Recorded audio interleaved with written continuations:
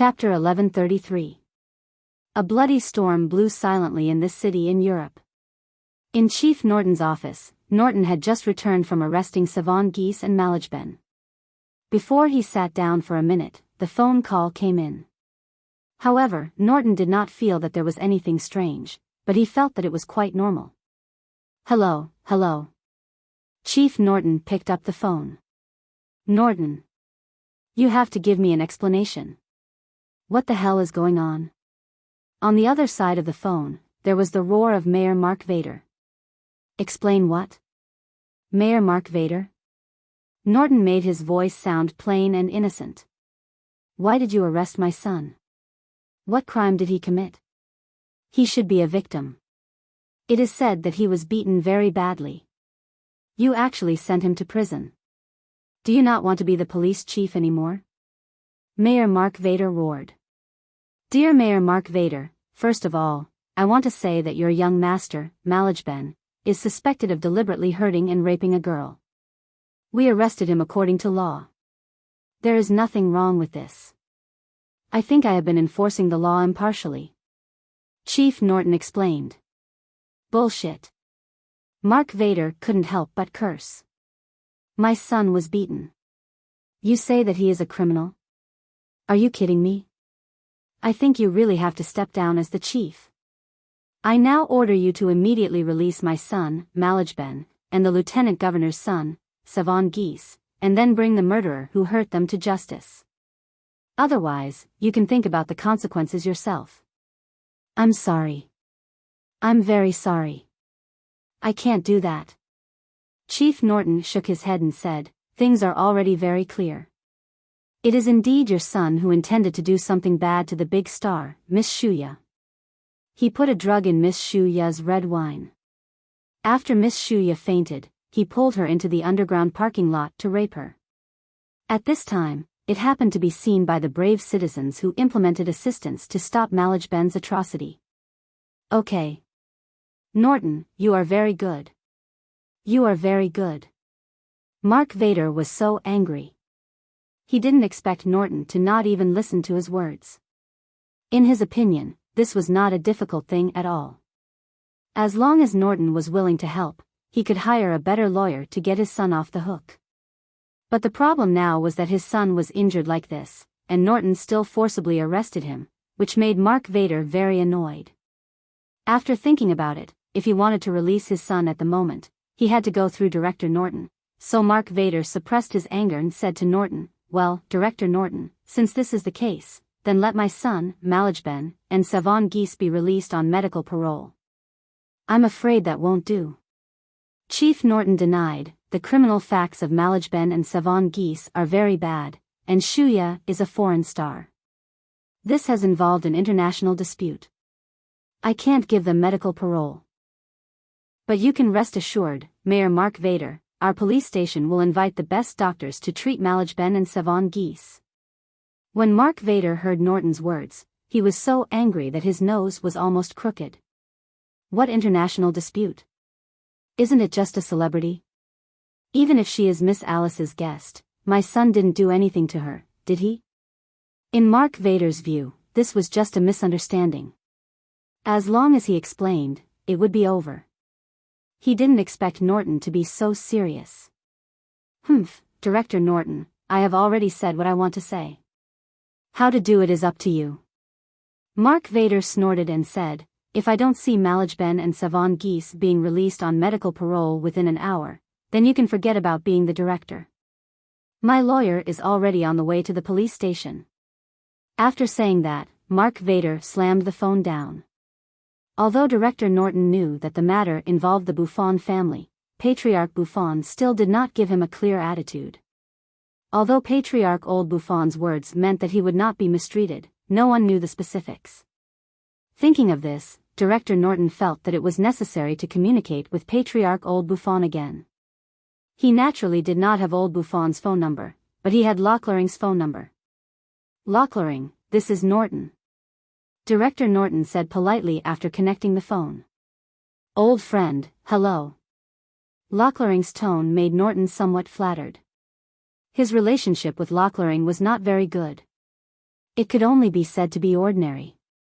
At this moment, Lochlearing spoke to him in this tone. Is he hinting at something? Thinking of this, Director Norton quickly said, Mr. Lochlearing, aren't you very familiar with Patriarch Buffon? Can you help me contact him? I have something to report to the Buffon clan leader. Director Norton thought for a long time and decided to use the word report. Although old Buffon was not his chief executive, the power of Patriarch old Buffon was stronger than any of his superiors. Even to put it bluntly, in front of the president, Patriarch old Buffon was on an equal footing, or even a little higher. Norton, why are you so polite to me? I am at Patriarch Buffon's house. So, I will ask Patriarch Buffon. You wait a moment. Lochlearing said with a smile. After Norton listened to Lochlearing's words, he was relieved. For people at the level of Patriarch Buffon, they could see whoever they wanted to see. It was not possible to see them without asking for permission. Since Lochlearing said so, it meant that there was hope in this matter. Otherwise, Lochlearing could have just ignored him directly. But what surprised Norton was what was the relationship between Lochlearing and Patriarch old Buffon. It seemed that the two people seemed to be very familiar with each other, and he was still a guest at Patriarch old Buffon's house. I have never heard that Lochlearing had such a strong backer. If Lochlearing had the support of Patriarch old Buffon, then the mayor's position would not have fallen on Mark Vader's head. So, did they just know each other? Thinking of this, Norton was shocked. Could it be because of today's incident that Lochlearing got in touch with Patriarch old Buffon? Norton was not stupid. He immediately realized that this was an opportunity to get the trust and support of Patriarch old Buffon. If he had the support of Patriarch old Buffon, he would not only not lose the position of the director this time, but he might also go further in his career in the future. There was no sound on the other side of the phone. After a long time, Norton was awakened by the voice on the other side of the phone. Director Norton? I am old Buffon. Norton was shocked. He didn't expect old Buffon to be so polite to him. He was somewhat flattered. Hello, Patriarch Buffon. It's me, Norton. How is it? Did Mark Vader call you? Asked old Buffon. Yes, Mark Vader ordered me to apply for medical parole for his son, Malajben, and the lieutenant governor's son, Savon Geese. Norton said, but I refused. So, if Mark Vader forces you again, you will take the initiative to resign, said old Buffon. Ah. Norton was stunned, but then he understood old Buffon's meaning. Since old Buffon asked him to resign, he must have a backup plan. He would not let him lose his job in vain. So, he said, okay, I understand. I won't say more about other things. After this storm is over, you and Lochlearing should get close. I believe you will cooperate well, said old Buffon faintly. The phone call was hung up. Norton was still immersed in the deep meaning of old Buffon's last sentence. After the storm is over? I will cooperate with Lochlearing? Does Patriarch old Buffon mean that after this time, Lochlearing will be promoted to mayor, and I can be appointed as deputy mayor? If this is the case, it is really good, but Mark Vader's term is not over yet, right? But these were not things that Norton had to think about. What he had to do now was to hold on. Director Norton got old Buffon's guarantee and completely turned to the old Buffon family. After detaining Savon Geese and Malajben, Director Norton was strongly protested by Mayor Mark Vader and the lieutenant governor. Through various pressures, Director Norton was in a very passive state. Mark Vader's lawyer came, but under Norton's tough attitude, he still failed to handle Malajben's medical parole. The lawyer was so angry that he scolded Norton for being insensible. When he left, he said fiercely, Norton, you wait. You are the end of your career as a director. Norton just laughed it off after listening. He thought, I don't want to be the director for a long time. What is the use of your threat? It is better not to let me be the director, so that I don't have to resign. Sure enough, as Norton expected, soon, there was a draft from Mark Vader and the members of the House of Representatives. The bill to remove Norton from the position of police chief had passed the vote of the members. Norton was very straightforward. This draft was what he wanted now. Since Mark Vader removed his position, he did not even have to write a resignation letter. He simply left the police station. The deputy director of the police station, Croft, was Mark Vader's confidant. Mark Vader directly appointed him as the new acting director. With Norton around, Croft had always been very depressed. Now, he could finally hold his head high. He sat comfortably in the bureau chief's office and looked at the potted flowers on the windowsill. He thought to himself, Norton, you also have a day like this? For the case of Malajben and Savon Geese, Croft was naturally very clear, but because the case was supervised by Norton before, he couldn't intervene even if he wanted to. Now, he became the director. Wasn't he the one who had the final say? Just as he wanted to call Mayor Mark Vader to express his gratitude and ask how to handle the case, he did not expect Mark Vader's call to come in. Mayor Mark Vader, thank you for your promotion. Croft picked up the phone and said with some trepidation. You do a good job. Don't let me down. Mark Vader was not in the mood to listen to his words of loyalty. He said a few words perfunctorily. The most important thing now is to apply for medical parole for my son, Malajben, and Savon Geese. How about it? Is there any problem? There is no problem. No problem. Croft said quickly. Although there were instructions from the previous police chief, Norton, on the file, indicating that the two criminal suspects were involved in an international dispute and were not allowed to apply for medical parole, now that he was the police chief, he did not have to care about this. Although it was not so good to deny the previous police chief's decision, no one could say anything if Croft insisted on doing it according to his own intentions. Well, I am waiting for your good news. Mark Vader nodded with satisfaction. Hanging up the phone, Croft began to execute Mark Vader's orders. Regardless of the mistakes, he forcibly ordered his men to apply for medical parole for Malajben and Savon Geese, and then sent them to the best private hospital in the city. In fact, Yang Ming was very measured when he started. He could make these two people suffer, but it was not fatal. The two of them had long since woken up. Along the way, they were wailing like ghosts and howling like wolves. Looking at them, Croft was a little apprehensive. Just what kind of person did this? All the bones in their bodies were broken, but there wasn't a single fatal wound. The two people were in so much pain that they could no longer speak, so if Croft wanted to catch the murderer who hurt the two people, he could only start with the police officers who went with Norton to arrest them. Wake, were you with Norton at the time? Croft asked a police officer, who hurt Malajben and Savon Geese. We don't know. Wake said in her heart. Even if I know, I won't tell you. How can you be the police chief? You don't have any ability. Didn't you just flatter Mark Vader? How can you be as capable as Norton? Weren't you all present at the time? How can you not know? Croft frowned and asked angrily. It's true that we were present, but Norton didn't let us go forward. We just arrested the two suspects, Malajben and Savon Geese. We didn't do anything else. Wake explained. Norton is not the police chief. He is just an idle person now. I am the police chief. Croft was a little annoyed when he heard Wake calling Norton the police chief.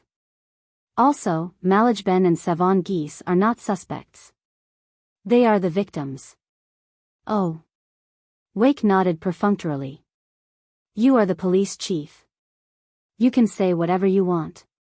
Anyway, it's up to me whether I listen to you or not. Croft also knew that he couldn't ask anything from Wake. He could only wait for Malajben and Savon Geese to wake up and make a decision. Wait, yes, there is another person who should know what happened. Isn't that person the big star, Shuya? She should know the truth of the matter, right? Thinking of this, Croft said to his men, you go and summon Shuya. Let her come to the police station to cooperate with the investigation. Director Croft, Miss Shuya is a foreign guest from Hong Kong. We have no right to summon her. According to the local law, to summon a foreigner, it must be approved by the local embassy, so this man said with some difficulty. Idiot. You go and catch her directly. Do you still need me to teach you? Croft was now only thinking about how to please Mark Vader. As for whether it was illegal for him to do so, he didn't know. Who cares? In his opinion, as long as he pleases Mark Vader, he could do anything. Norton, this idiot, was enforcing the law impartially. As a result, he offended Mayor Mark Vader and was dismissed. Yes. This man was Croft's man, so when he heard Croft say this, he nodded and agreed. He gathered a few people and began to contact Shuya's agent. When Shuya came, these contact information were on file in the police station, so it was easy to contact Shuya's agent. Are you Miss Shuya's agent, Suli? I am Hua Ers, a police officer in the police station. There is an important criminal case that we want to find her to understand. Please come to the police station to assist in the investigation, said Hua Ers. Shuya was drugged and has not woken up yet. The matter is very simple. There is no need to understand it. Suli said, Malajben and Savon Geese drugged Miss Shuya with the intention of raping her. Is there any doubt about this? No, according to our understanding of the situation, Miss Shuya was playing with Malajben and Savon Geese. As a result, the thugs came and attacked Malajben and Savon Geese without any explanation, so we need Miss Shuya to help us bring the thugs to justice, said Hua Ers. Thugs? Attack? Suli was stunned. She still didn't know that the chief of the police station had been replaced. She was somewhat inexplicable. Did you make a mistake? Malajben and Savon Geese are criminals. Miss Shuya can't play with them. We will naturally investigate whether there is a mistake. Now, you ask Miss Shuya to come to the police station immediately. Hua Ers ordered. You wait a minute. Regarding what Hua Ers said, Suli didn't know what was going on, so she quickly put down the phone and asked Yang Ming to see what Yang Ming said. Yang Ming was guarding Shuya's bed at the moment, holding her hand. Although he knew that Shuya was fine, Yang Ming was still very distressed to accompany her. He wanted to see her wake up. How about I go and kill those two bastards? Seeing Yang Ming's sad look, Wang Xiaoyan was also very upset. She said bitterly, I will dig out their eyeballs and step on them. I will cut off their chicks and step on them. After listening to Wang Xiaoyan's words, Yang Ming couldn't help but smile. This kind of words could only be said by a ruthless person like Wang Xiaoyan. He shook his head and said, Old Buffon has arranged it properly. These two people will not live through tonight. It turns out that it has been arranged. I was still thinking about how to kill them, and you didn't tell me. Wang Xiaoyan said with some complaints. Chapter 1134. Yang Ming and Wang Xiaoyan were chatting. Suddenly, there was a knock on the door. Yang Ming said, Please come in. Yang Ming, a police officer named Halzer in the police station, called and asked Miss Shuya to assist in the investigation. Listening to him, it seems that Malajben and Savon Geese are the victims. Suli came in and repeated the contents of the phone call to Yang Ming. Humph, it's normal. The police chief has been replaced. Norton has been removed from his position. Now, it has been replaced by Mark Vader's confidant. It is normal for them to do this. Yang Ming was familiar with Old Buffon's plan, so when he heard Suli say that the police station called and said so, he didn't feel anything strange. What should we do now? Asked Suli. Tell them Shuya's current address and let them send someone to arrest her if they have the ability. Yang Ming snorted and said disdainfully. Okay. Suli also faintly guessed the power represented by Old Buffon because on the way here, the security outside and the manor's land were enough to explain Old Buffon's extraordinary identity. Therefore, since Yang Ming said so, he must be sure that the police did not dare to break in and arrest her, so she returned to the room and picked up the phone. Police Officer Halzer, are you still there? I'm here. What did Miss Shuya say? Asked Halzer. Miss Shuya is still very weak. If you really need her, send someone over personally. Our address is. Su Li said the address here according to Yang Ming's instructions. Halsor didn't expect Shuya to be so straightforward. She even told them the address. Halsor quickly took people to this address. Boss, why are there so few people here? Did we come to the wrong place? One of Halsor's men who was driving asked, baffled. We are almost in the suburbs. Yes, this is what is written on the address. It's not far ahead, and the satellite navigation device will never be wrong, said Halsor. Oh, okay. Seeing that Halsor had made up his mind, the driver didn't ask any more questions and continued to drive. When the car passed through many small paths and entered what seemed to be a manor, Halsor also felt that something was wrong. What is this place? Why haven't I been here before? Boss, I've been feeling strange for a long time. This doesn't seem to be within the boundaries of our city, the driver said. Motherfucker, are you lying to me? Halsor cursed. Let me call again and ask. Stop the car. A group of fully armed men suddenly appeared and blocked Halsor's path. Halsor and the others were startled. The driver had no choice but to stop in front of the roadblock. Immediately, someone pointed a gun at his head. Don't move. Get out of the car. Halsor was shocked. He was a police officer and someone dared to point a gun at him. This was a provocation. He immediately shouted, "We are the police. Put down your guns. I don't care who you are." The leader of the group of fully armed men said, "This is already private territory. You have trespassed into private territory.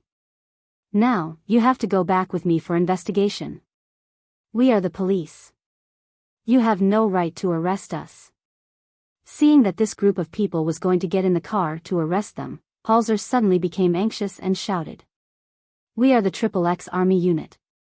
The president has ordered us to protect the safety of the Buffon family. We have the right to investigate anyone who trespasses here," said the fully armed leader. Halsor was suddenly dumbfounded. Although he was a low-level police officer, he had heard of the Buffon family. This was a family that was high and mighty like a god. These low-level people couldn't get in touch with them at all. He didn't expect that he would break into the Buffon family's territory. Moreover, they were soldiers authorized by the president. Wasn't it very easy to arrest him for investigation? Take them away. The armed leader didn't talk nonsense with Halsor. He waved his hand directly and ordered his men to arrest Halsor and the others. Halsor cursed in his heart. Did Su Li, that woman, lie to me? How did I break into the Buffon family's territory? This is great.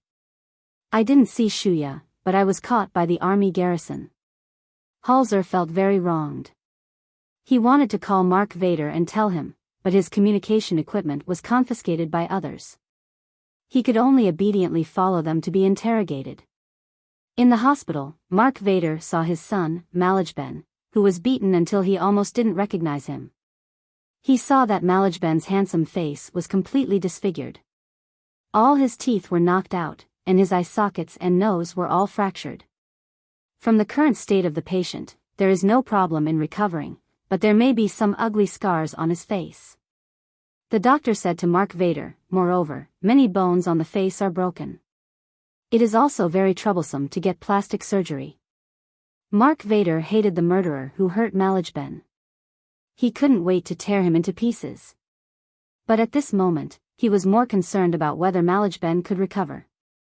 No matter how much money it costs, you must let my son return to normal. Let's try our best.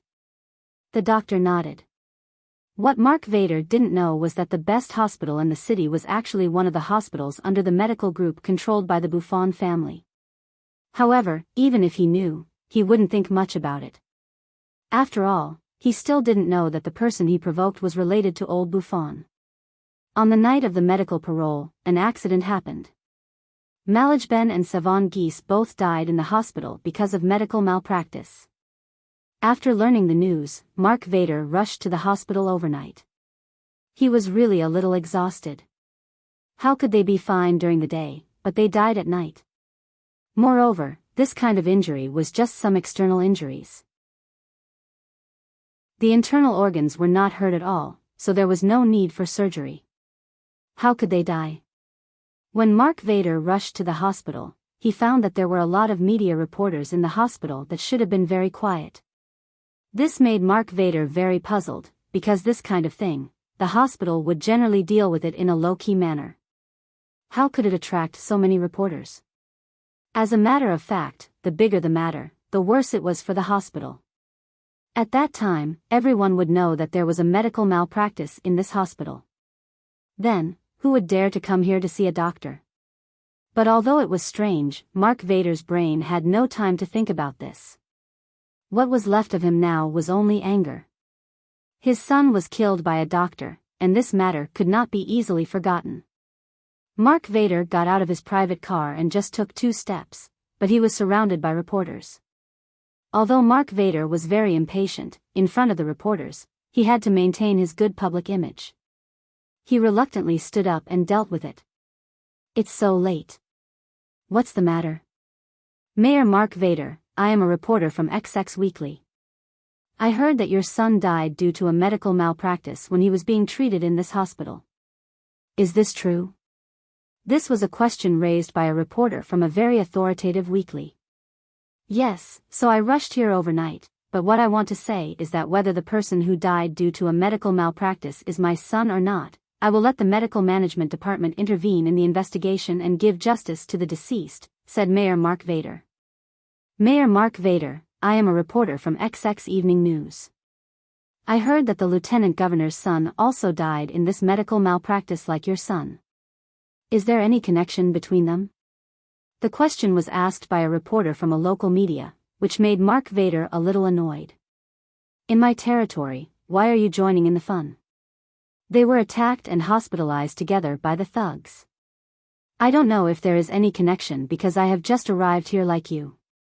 I don't know the other situations yet, said Mark Vader. Is that so?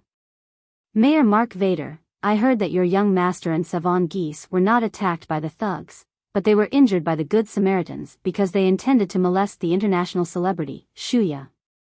This time, it was still a local newspaper reporter who spoke, but this newspaper belonged to the media group where Lochering was.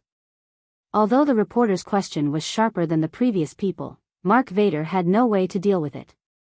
After all, Senator Lochering was not on good terms with him on the surface. They had been scheming against each other for a long time. How could his people let him go so easily in this case? There is no such thing. Mark Vader flatly denied, this is a rumor. These are some people with ulterior motives. They want to create some trouble for me, so they spread such rumors. Is it? I don't think so. The reporter continued, we learned that Chief Norton was dismissed by you because of his impartiality in enforcing the law.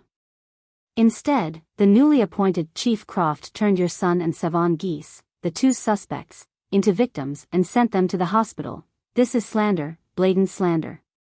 Mark Vader was suddenly anxious. He didn't understand why these reporters did not pursue this medical accident in the hospital, but pointed the spearhead at him. Under the instigation of the reporter, several liberal online media reporters also began to show their sharpness.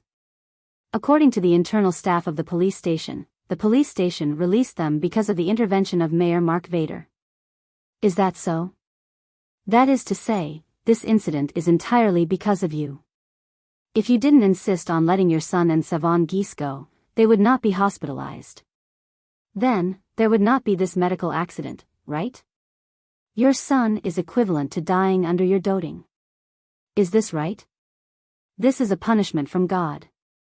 A person who has done too many bad things will be punished eventually. Mark Vader was going crazy.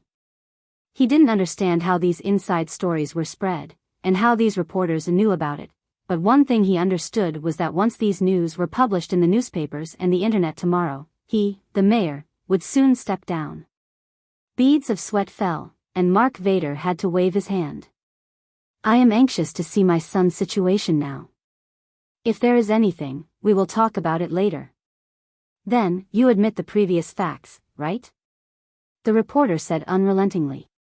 Mark Vader ignored these reporters and walked quickly to the hospital. So, the reporters recorded it in their notebooks. Mayor Mark Vader expressed his acquiescence to the above facts.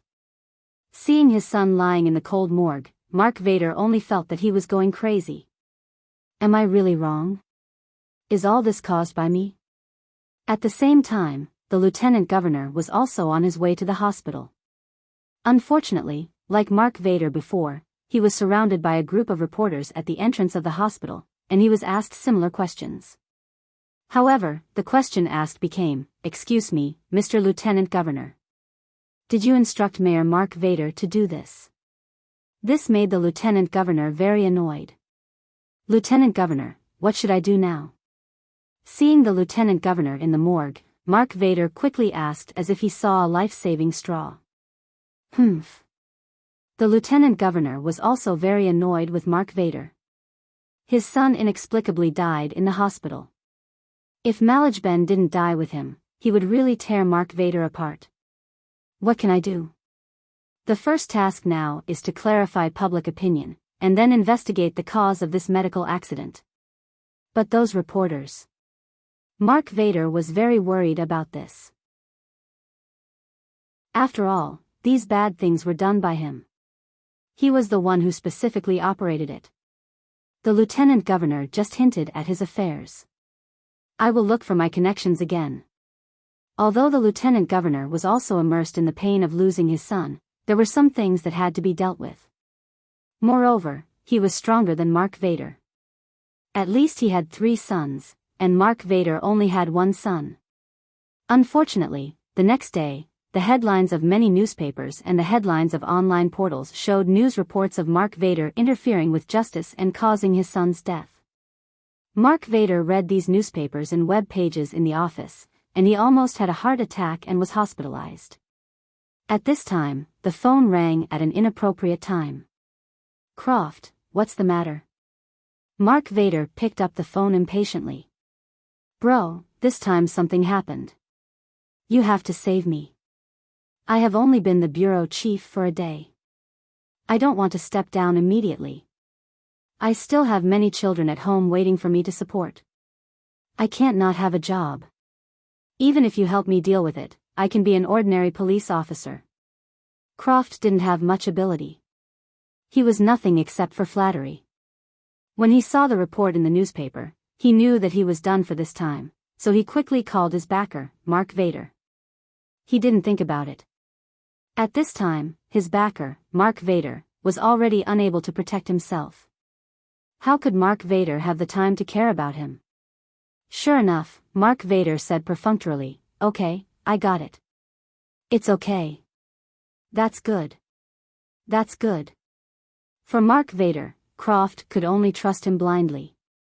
Originally, Mark Vader still had a glimmer of hope, but now, the pressure from the outside world was getting bigger and bigger. Many citizens called the city government to ask Mark Vader about the authenticity of the matter. Many voters who voted for Mark Vader also shouted that they were fooled.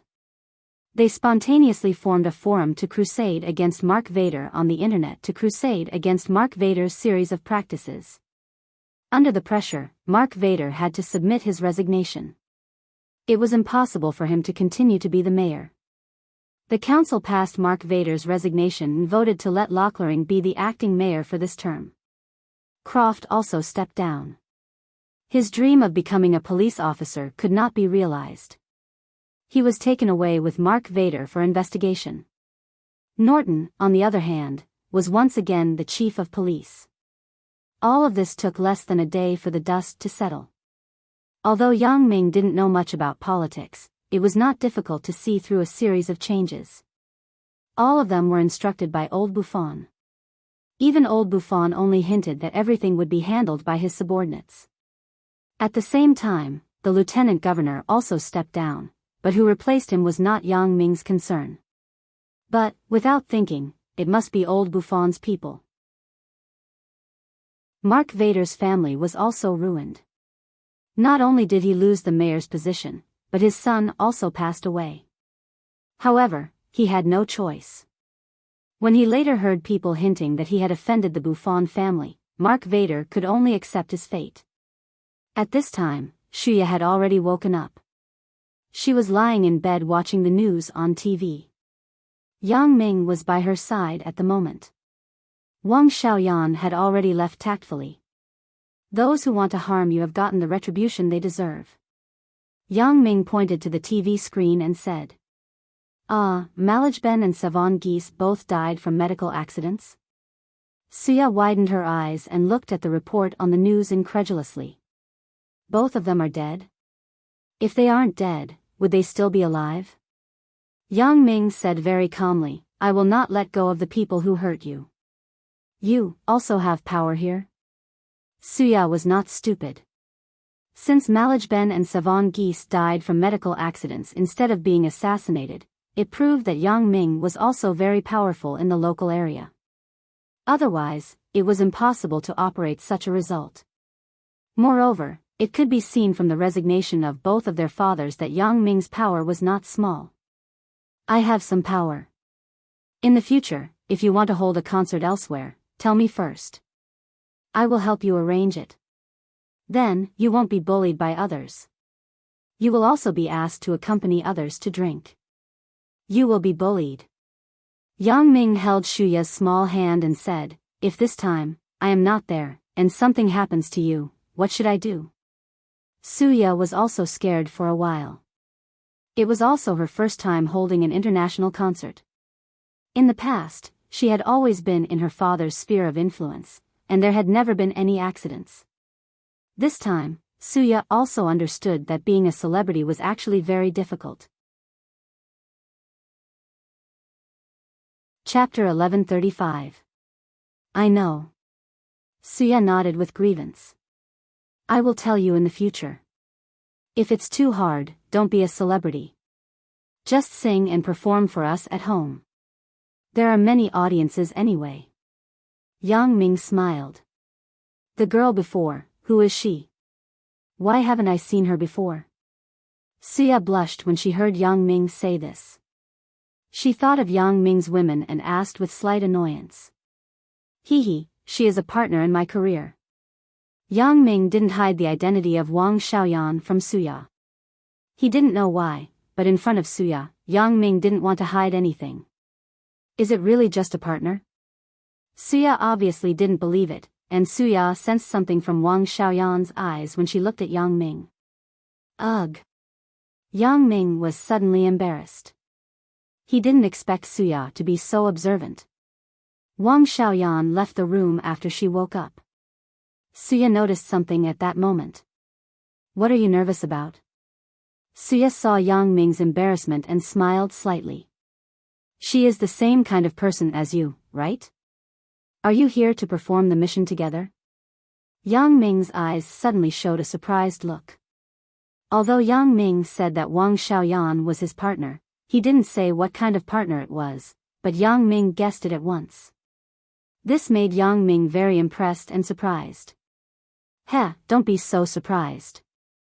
In fact, I was just guessing. Suya saw Yang Ming's surprised look and smiled. If you come to talk about business, you must bring Zhang Bin or Chen Mengyan.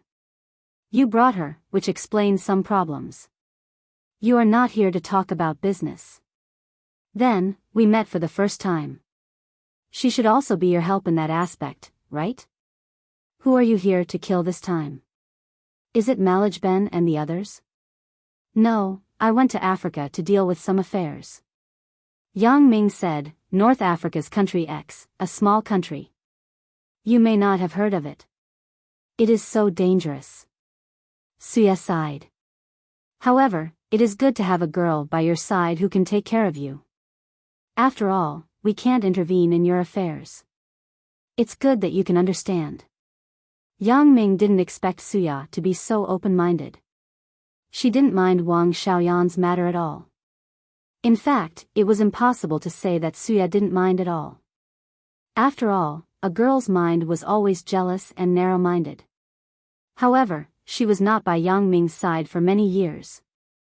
She couldn't take care of Yang Ming at all, especially when Yang Ming often ran around the world.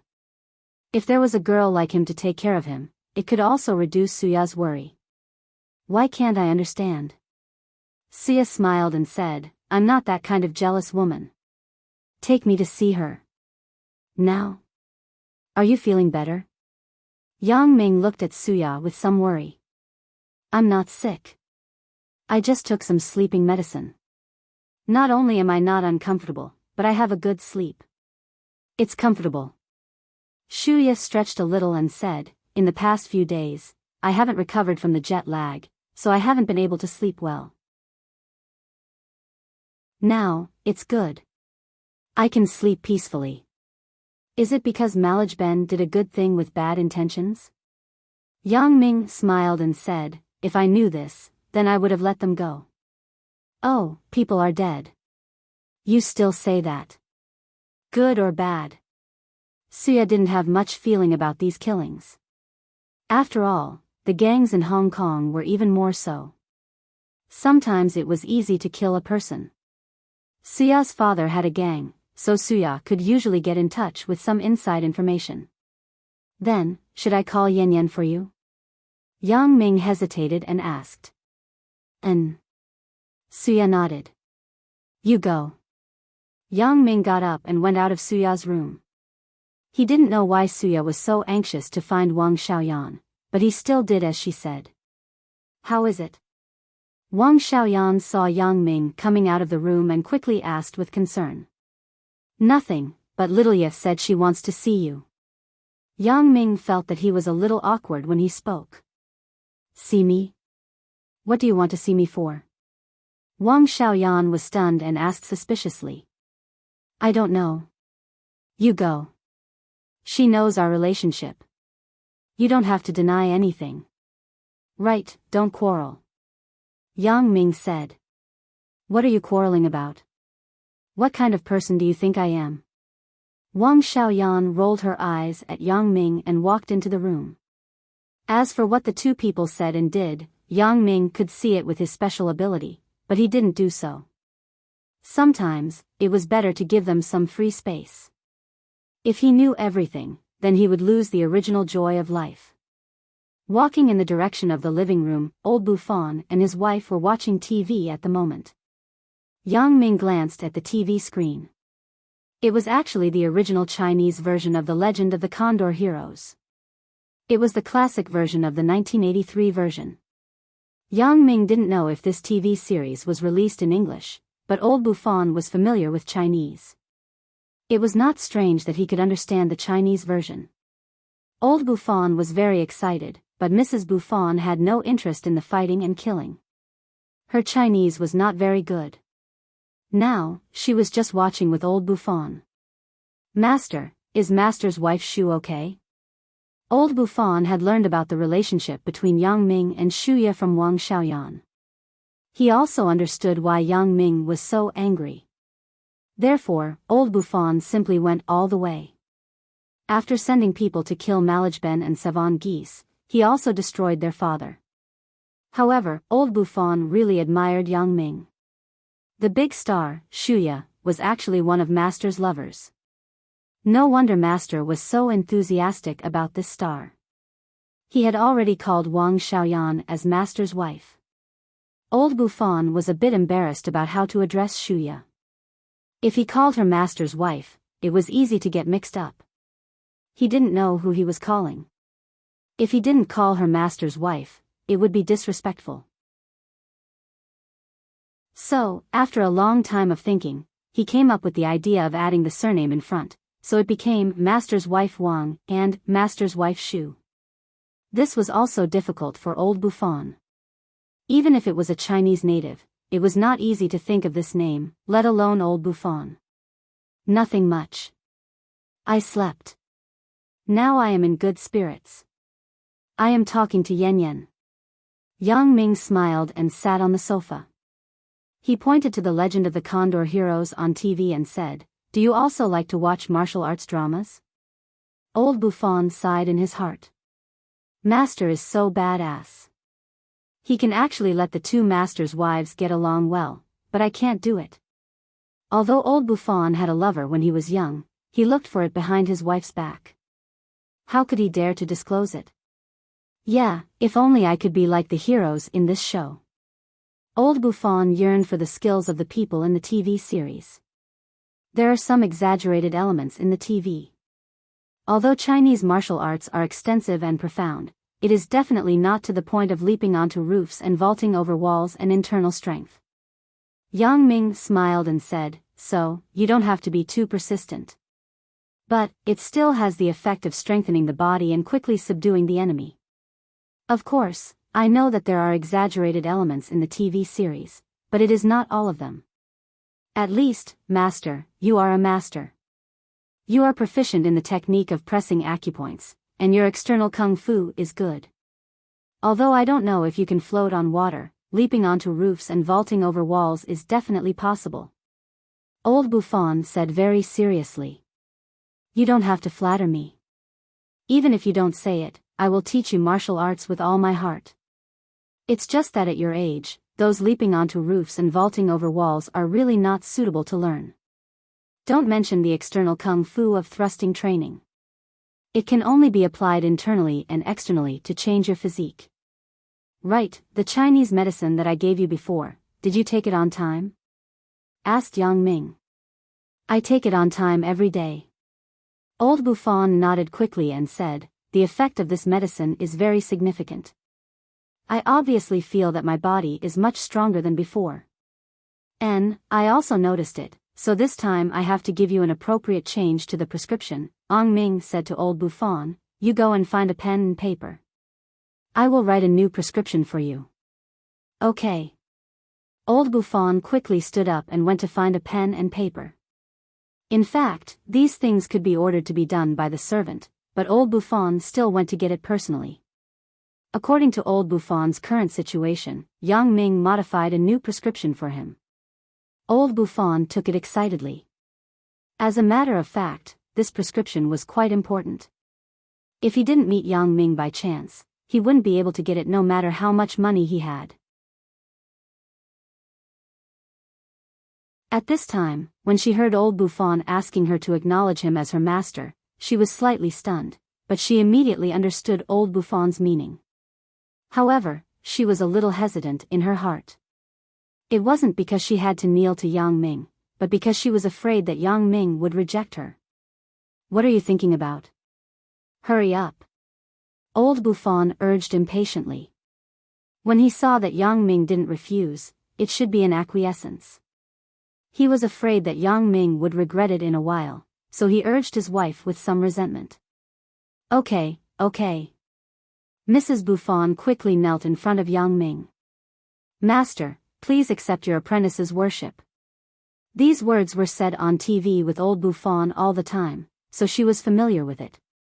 After 3 respectful kowtows, Yang Ming nodded slightly and said, okay, you can get up. Mrs. Buffon suddenly breathed a sigh of relief. She was just afraid that Yang Ming would refuse. Now that Yang Ming said so, it was obvious that he had agreed to accept her as his apprentice. Congratulations, junior sister. Old Buffon was also very happy. He was particularly excited that Yang Ming could give him such a big face. What junior sister? Mrs. Buffon didn't react for a while and asked in a daze. I entered the door first, so I'm the senior brother. You're the junior sister. Old Buffon explained, why are you so stupid? It turned out to be like this. Mrs. Buffon laughed after listening. Yang Ming gave her a Chinese medicine prescription according to Mrs. Buffon's situation, and then gave her a simple training plan.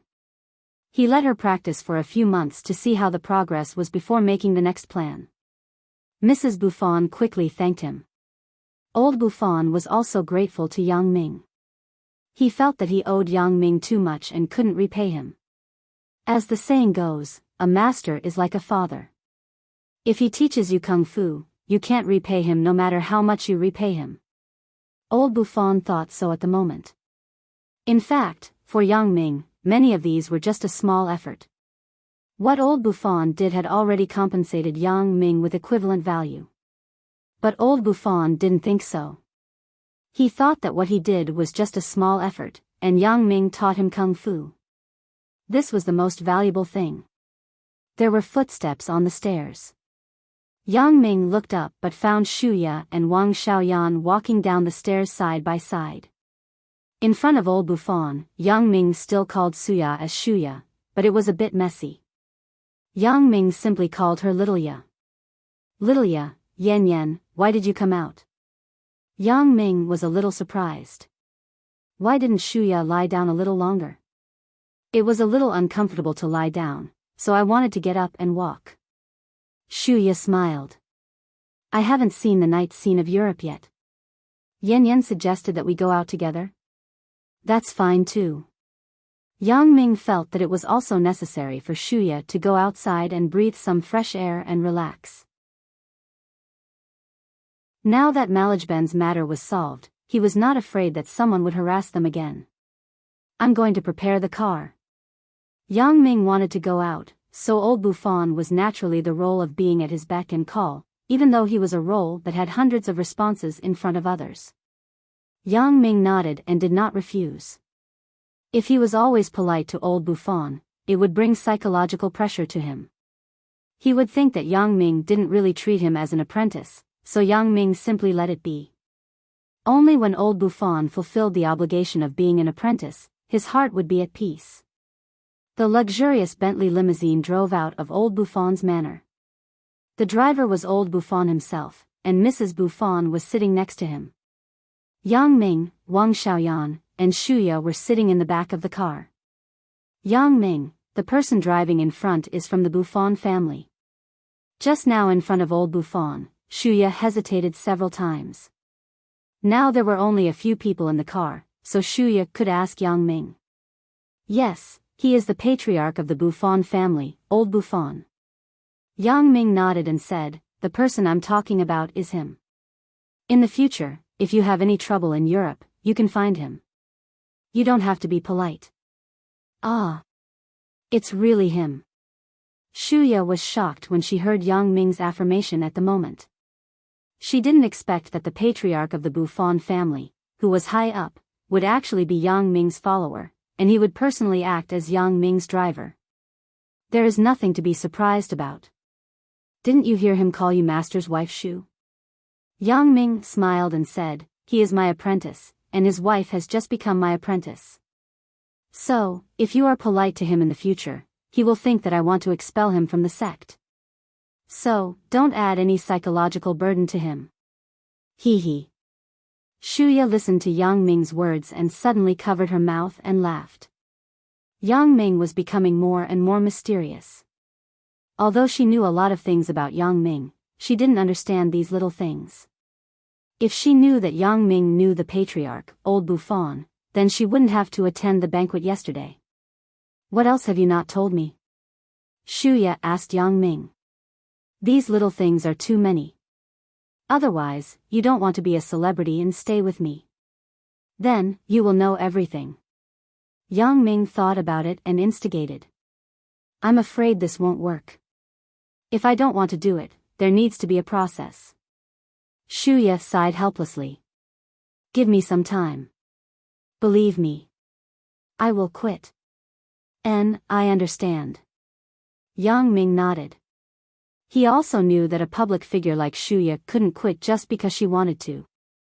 There had to be a gradual process.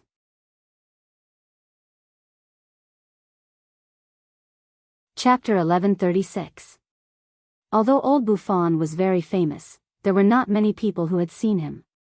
Most of these people were celebrities at the top of the pyramid. Now, old Buffon was like an ordinary old man, walking on the street with his wife. They were like a middle-aged couple. There was nothing special about them. Yang Ming, on the other hand, was holding Wang Xiaoyan and Shuya as he walked in front of them. He looked like a playboy who came out to have fun, but it was not unusual. In fact, on the streets at night, most of the people like Yang Ming were playboys who came out to have fun. I haven't had this kind of ordinary feeling for a long time. Old Buffon said emotionally as he held his wife's hand. When they came out before, they were either with a team or with many guards. There was no sense of freedom at all. Yeah, it turns out that this kind of tranquility is so good. Mrs. Buffon had not been so relaxed for decades. After marrying old Buffon, she lived a life of not leaving the house. Hee, but it is only when I come out with master and master's wife that I have such a sense of security. With them, even a team of guards can't compare to it. Old Buffon was somewhat complacent. Yang Ming and Wang Xiaoyan didn't need much makeup, but Shuya was a public figure. At this moment, she had to wear a pair of large sunglasses to cover her face, but it couldn't hide her beauty. Walking on the street, she attracted a lot of young men's attention. Yang Ming. Look at that person. Suddenly, Wang Xiaoyan, who was next to Yang Ming, squeezed his hand and said softly. In fact, without Wang Xiaoyan's reminder, Yang Ming had already noticed that there was a man in a black trench coat not far from them. This person was actually the god of racing, Charles, whom they met in Songjiang. What's wrong? Shuya looked at Yang Ming and Wang Xiaoyan with a little doubt. She didn't know why they suddenly stopped. I saw an acquaintance. Yang Ming whispered, but I don't want him to see us here. Yang Ming and Wang Xiaoyan had always been very ordinary in front of Charles, but it was somewhat inexplicable for them to suddenly appear in Europe. Yang Ming and Wang Xiaoyan felt that Charles's behavior was sneaky, so they wanted to see what he was doing. They saw that Charles's cap was lowered, and the collar of his trench coat was raised, covering most of his face. If it weren't for Yang Ming and Wang Xiaoyan having a deep impression of this person, they wouldn't recognize him immediately. Charles lingered there as if he was waiting for someone. Yang. You. Lilia, you go with old Buffon first. Yan Yan and I will go later. Okay. Old Buffon nodded and took his wife to leave first. He also understood that since Yang Ming said so, there must be something big. Shuya also knew that Yang Ming must have something important to do. Since he asked Wang Xiaoyan to stay, Shuya also guessed what it was. She nodded immediately. She was not an indecisive woman. She understood that staying here would only bring trouble to Yang Ming. If something happened and Yang Ming had to protect her, it would seriously affect the efficiency of Yang Ming's plan. Wang Xiaoyan was different. She didn't need Yang Ming's protection. The reason why Yang Ming handed Shuya over to old Buffon and his wife was because he was very relieved. In Europe, no one dared to touch the old Buffon family. After the three people left, Yang Ming and Wang Xiaoyan hid in the dark, quietly observing Charles's movements. After a closer look, Yang Ming found that Charles was not waiting for someone, but he was looking in the direction of a tea house in the distance, deep in thought. What is this guy looking at? When Yang Ming said this, he also looked in the direction of the tea house with his special ability. Who knows? Could it be that he wants to assassinate someone? Wang Xiaoyan guessed. There were not many people in the tea house. Looking at the situation, it seemed to be reserved. Many black-shirt people stood at the door and walked back and forth. Inside the tea house, only one person was sitting at a table. It was a somewhat dignified old man, quietly waiting for something. Next to him was a blonde girl. Although she could be said to be very beautiful, according to Yang Ming's Oriental aesthetic, he was not interested in this kind of European-style beauty. After a while, the old man looked at the watch on his wrist and frowned. It seemed that he was probably waiting for someone, and that person had not come yet. There is an old man and a young foreign girl in the tea house. They seem to be waiting for someone. Yang Ming said to Wang Xiaoyan. Could it be that they are waiting for Charles? Wang Xiaoyan said casually. Waiting for Charles? Yang Ming was stunned. He originally thought that Charles was observing the target, but now it seemed that this was not the case. How did you see it? Wang Xiaoyan was a little curious. She and Yang Ming stood together. She didn't even see the person in the tea house, but Yang Ming actually saw it so carefully. My eyesight is better. Yang Ming could only explain it this way. He still hid something from Wang Xiaoyan. Why do I feel that you are like Conan with electronic glasses? Wang Xiaoyan glanced at Yang Ming and said, I will take a closer look. Maybe it is someone I know. After that, she walked forward without waiting for Yang Ming to speak. Although Yang Ming wanted to stop her, he thought about it later. This road was not very wide, and there was no shelter on the side of the road. If they were too close, they would inevitably be discovered by Charles. But even if Charles discovered it, he didn't care. At most, they could sit down and talk together. Yang Ming would not be afraid of him. The old man in the tea house looked at the time again and frowned suddenly. Yang Ming guessed that it was probably because the appointed time had passed, so the old man had this expression. The old man took out his phone and dialed a number. What made Yang Ming a little surprised was that Charles actually took out his phone at the same time. He glanced at it, then pressed the button to hang up. The old man frowned and put down the phone. Then, he picked up the phone irritably and continued to dial the number just now. Charles fumbled for his phone again. Hello? Charles picked up the phone. Where are you? When are you coming?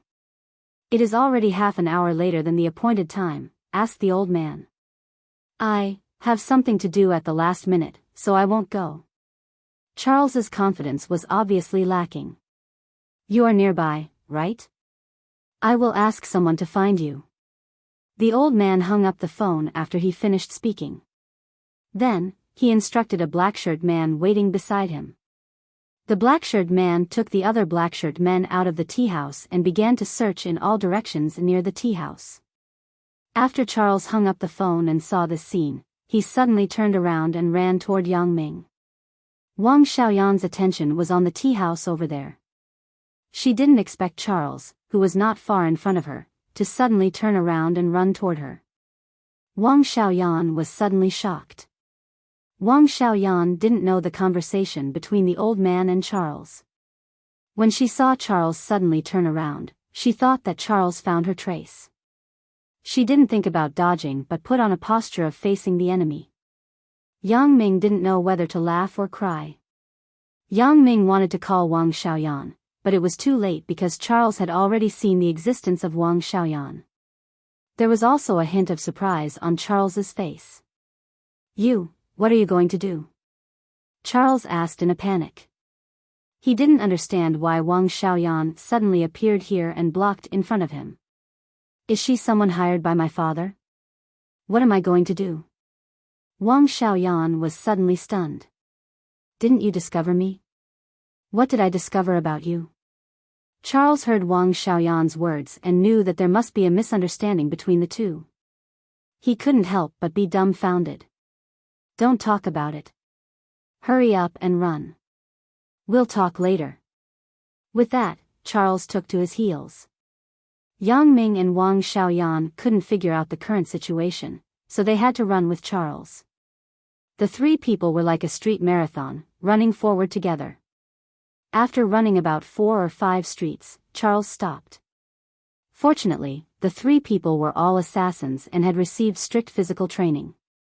So, after running so far, no one showed any signs of physical exhaustion or panting. They were all fine. Charles knew his own situation, so he was not surprised that he was fine. However, he had strong doubts about Yang Ming and Wang Xiaoyan. It was reasonable to say that except for athletes, any normal person who had run such a long distance without any preparation would feel more or less uncomfortable. At the very least, they would gasp for breath. After all, exercising for such a long time would increase their lung capacity. However, Yang Ming and Wang Xiaoyan did not have any adverse reactions. This made Charles very curious. Do you often exercise? Bed exercise. Yang Ming nodded and said seriously. Charles was stunned. Let's not talk about this. Why did you run just now? Yang Ming also saw Charles's suspicion, so he said, bed exercise, to divert Charles's attention. How can I not run? Didn't you see people coming out of the tea room to catch me? Charles said with lingering fear. Catch you? What do they want to catch you for? Asked Yang Ming. It's a long story. Charles was not familiar with Yang Ming, so he didn't say too much. Are you free? Sit down and have a few drinks together. I didn't expect to meet an acquaintance here. Let's go. We have nothing to do anyway. Yang Ming nodded and said. So, the three of them entered a small bar on the side of the road, found a small private room, and sat down. Charles, now you can't deny it, right? Do you have an industry in Europe? Asked Wang Xiaoyan with a half-smile. Charles didn't have a surprised expression. After all, when he talked to Yang Ming before, he had already admitted that he had an industry in Europe. It seems that you know me very well. Charles did not deny what Wang Xiaoyan said before. Who are you? I think we seem to know each other by accident. It's really just an accident. Yang Ming said, however, there is one thing that I don't think I need to hide. If there is no accident, we should be in the same industry. Same industry, what do you mean? Charles was stunned. You also race? You should understand what I mean. Yang Ming continued, I'm not a racer, but I'm an assassin. Yang Ming had learned from Wang Xiaoyan that Charles had no conflict with her. There was no deep hatred between the two, so Yang Ming didn't intend to beat around the bush with Charles. If he wanted to expand an unknown assassin group, in addition to his own strength, he had to work hard to get to know some helpers. Charles's family was the best helper. It was the third assassin group in the world, second only to the King of Assassins and the Butterfly family. To be honest, Yang Ming didn't want to have anything to do with the Butterfly family in his heart. Yang Ming was a more casual person. He didn't like the kind of life that others arranged for him. Although Fang Tian was his master, he didn't want to marry a so-called little princess of the Butterfly family according to his master's wishes.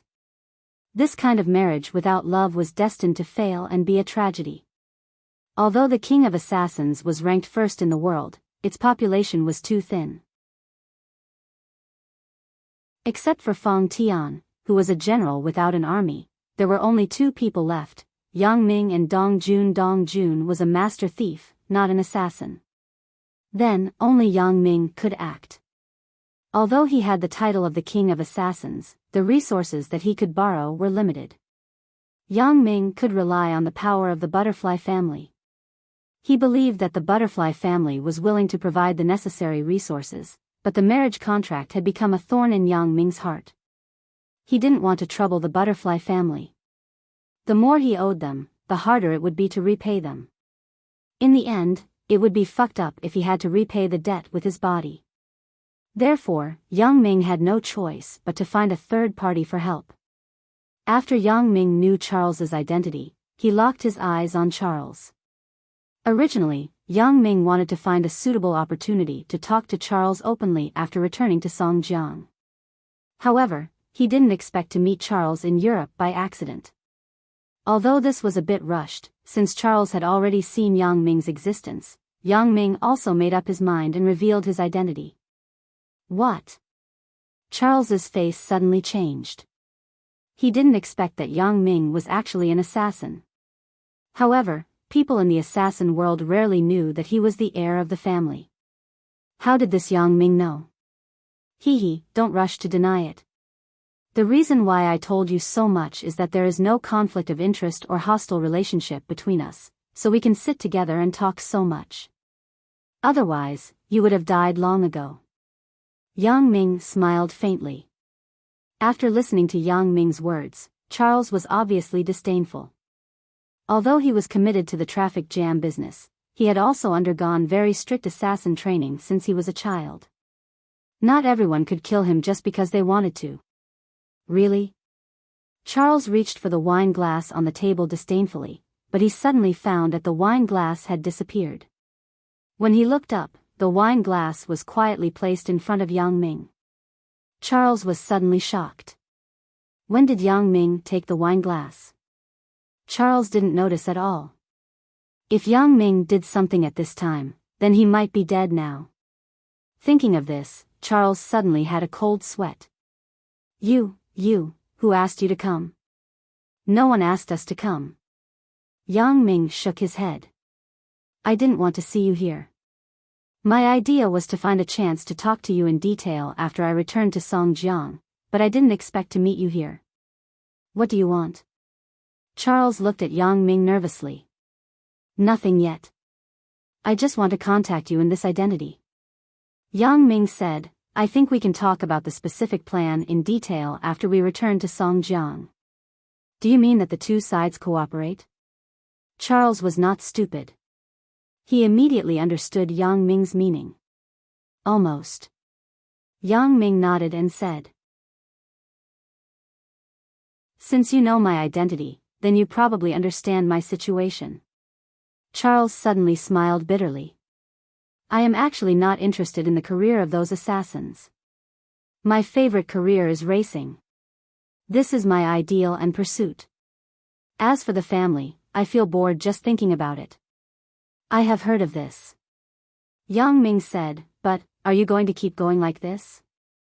As far as I know, you are the only heir of your family. If you go racing, what will happen to your family? Yang Ming's words seemed to hurt Charles's heartstrings. Charles bowed his head in pain. He kept grabbing his hair with his hand, and his face was very painful. I understand what you said, but if I do something I don't like just for the family, I will go crazy. Really? Yang Ming looked at Charles's current appearance, and he had some sympathy in his heart. The children of these big families were doomed at birth. In the eyes of outsiders, although they had infinite glory, they had their own difficulties. They also wanted to have their own life. Charles in front of him was like this, but thinking about it, wasn't Wang Xiaoyan next to him the same? She created the world's #1 assassin organization. Wasn't it a tool for her family to compromise with her? I know, but everyone has their own responsibilities. This is decided at birth. There is no way to avoid it. Yang Ming sighed and said, The person in the tea room just now is my father. He asked me to go back in the name of matchmaking, but I know that he wants to catch me and put me under house arrest. I won't be fooled, said Charles. Charles's words made Yang Ming slightly stunned. He didn't expect the old man in the tea room to be Charles's father. This family is really dramatic. The father calculates the son, and the son calculates the father.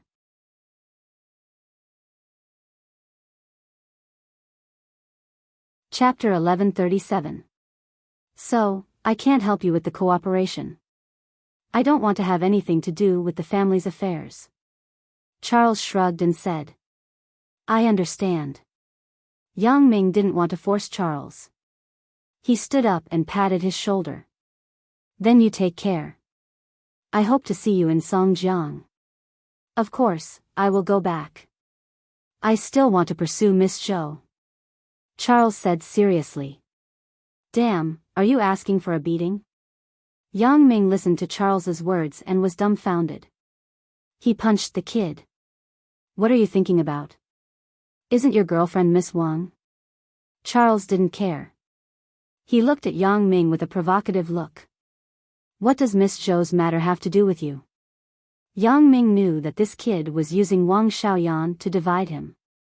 In his opinion, Wang Xiaoyan was his girlfriend, so at this moment, he would not refute Zhou Jiejia's matter. If he refuted, wouldn't he admit that he had a relationship with Zhou Jiejia? Charles's wishful thinking was very good, but what he didn't expect was that Wang Xiaoyan said indifferently after listening, I am Yang Ming's lover. Zhou Jiejia is his girlfriend. Huh? Charles was stunned. Did this chick eat the wrong medicine? She said it so straightforwardly. Charles was stunned for a long time, then he lowered his head helplessly. Well, I admit that you are badass, but I still have the right to pursue Miss Zhou. Do whatever you want. You're on your own. Yang Ming snorted. I hope you still have this opportunity. What do you mean? Charles was dissatisfied with Yang Ming's words. How do you know that I don't have a chance? Your dad is here. Yang Ming pointed outside the bar mysteriously. Damn, are you lying? Charles naturally didn't believe it and rolled his eyes. Don't deceive me with such a low IQ lie. I won't be afraid. Do as you please. Yang Ming shrugged and stood up. He then left the bar with Wang Xiaoyan. At the entrance of the bar, Wang Xiaoyan suddenly froze. She looked at Yang Ming in disbelief. How did you know that someone came to his house? I guessed. Yang Ming smiled and looked at the large number of black-clothed people coming from all directions.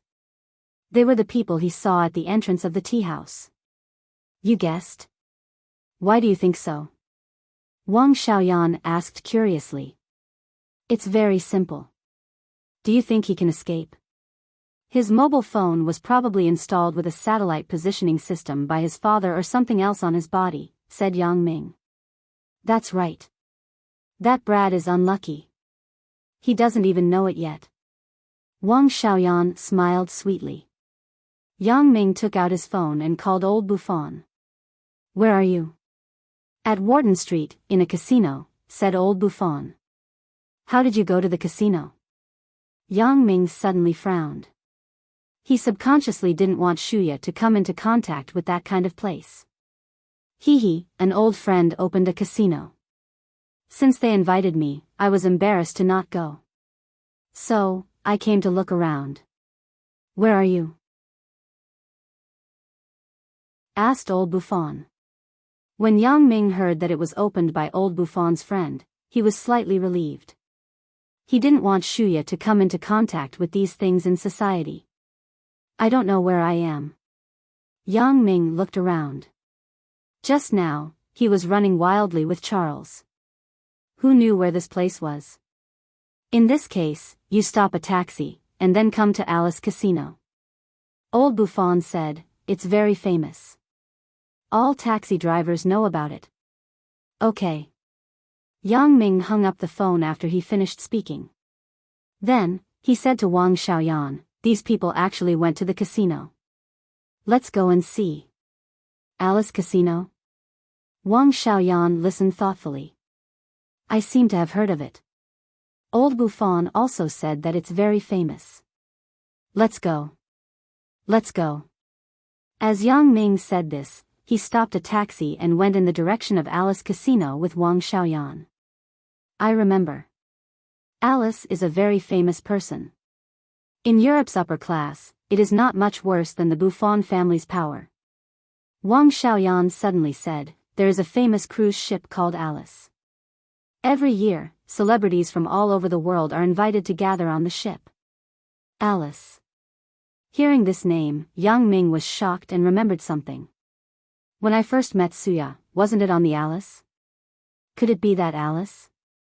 The mysterious woman who is rumored to have royal aristocratic blood and even has the support of a country's forces? Why? Have you heard of it? Asked Wang Xiaoyan. The first mission was on the Alice. Yang Ming whispered. Because the taxi here was not like the one in China, it was separated from the front and back. There was a partition in the middle, so if you whispered, the driver couldn't hear it at all. Mission. Alice. Could it be? Wang Xiaoyan was shocked and turned to look at Yang Ming. Dorsk. Did you kill him? Yang Ming nodded. It was a coincidence. At that time, this guy was trying to molest Shuya. As a result, Shuya saw the process of me killing him. At that time, I still wanted to kill him. I almost, having said this, Yang Ming smiled with some self-deprecation. It was almost a tragedy. No way. Isn't she your first love? What's wrong with your eyes? Can't you recognize her? Wang Xiaoyan was a little surprised and didn't quite believe it. There were some changes in the middle. Shuya changed her appearance, so I didn't recognize her. When Yang Ming introduced Shuya to Wang Xiaoyan, he was in a hurry, so he didn't tell her these details. It turned out to be like this. Wang Xiaoyan was an assassin, so it was easier for her to accept disguises. The car stopped in front of a gorgeous palace. This was the Alice Casino that old Buffon mentioned. Yang Ming paid the fare and got off with Wang Xiaoyan, but he saw that old Buffon was already standing at the door waiting for him.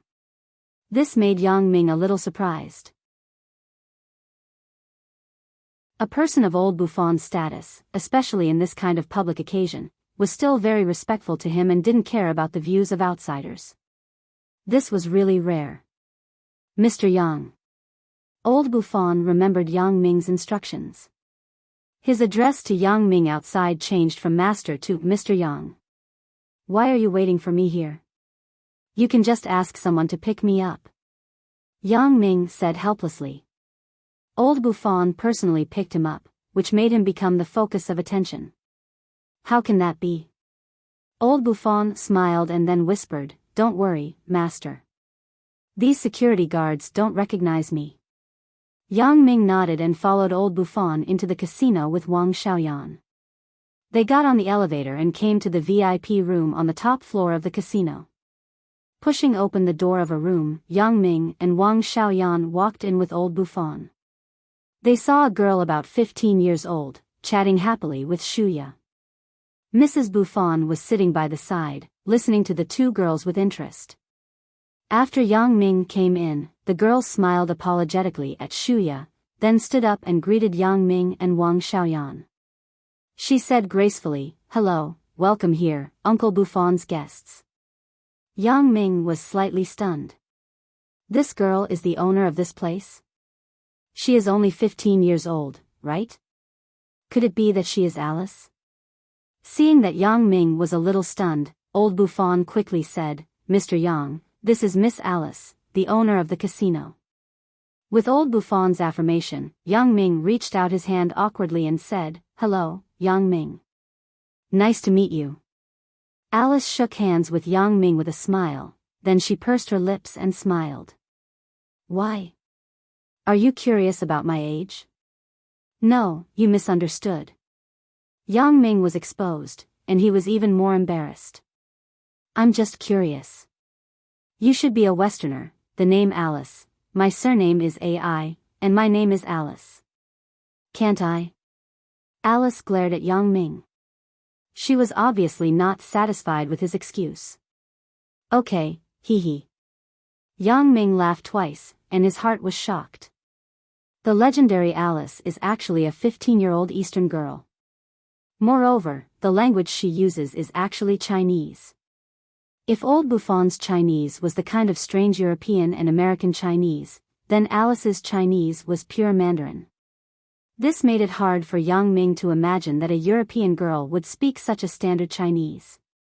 Alice was a fan of Shuya. She sat back on the sofa and chatted with Shuya again.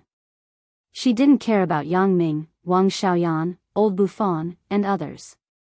Yang Ming wasn't angry. Although Alice's identity might be very noble, in the end, she was still a 15-year-old child. Why would Yang Ming bother with her? Alice is like this. Don't bother with her. Old Buffon smiled. For this somewhat mysterious Alice, Yang Ming had a feeling that he couldn't figure out for the first time. How can a 15-year-old girl support such a huge business group?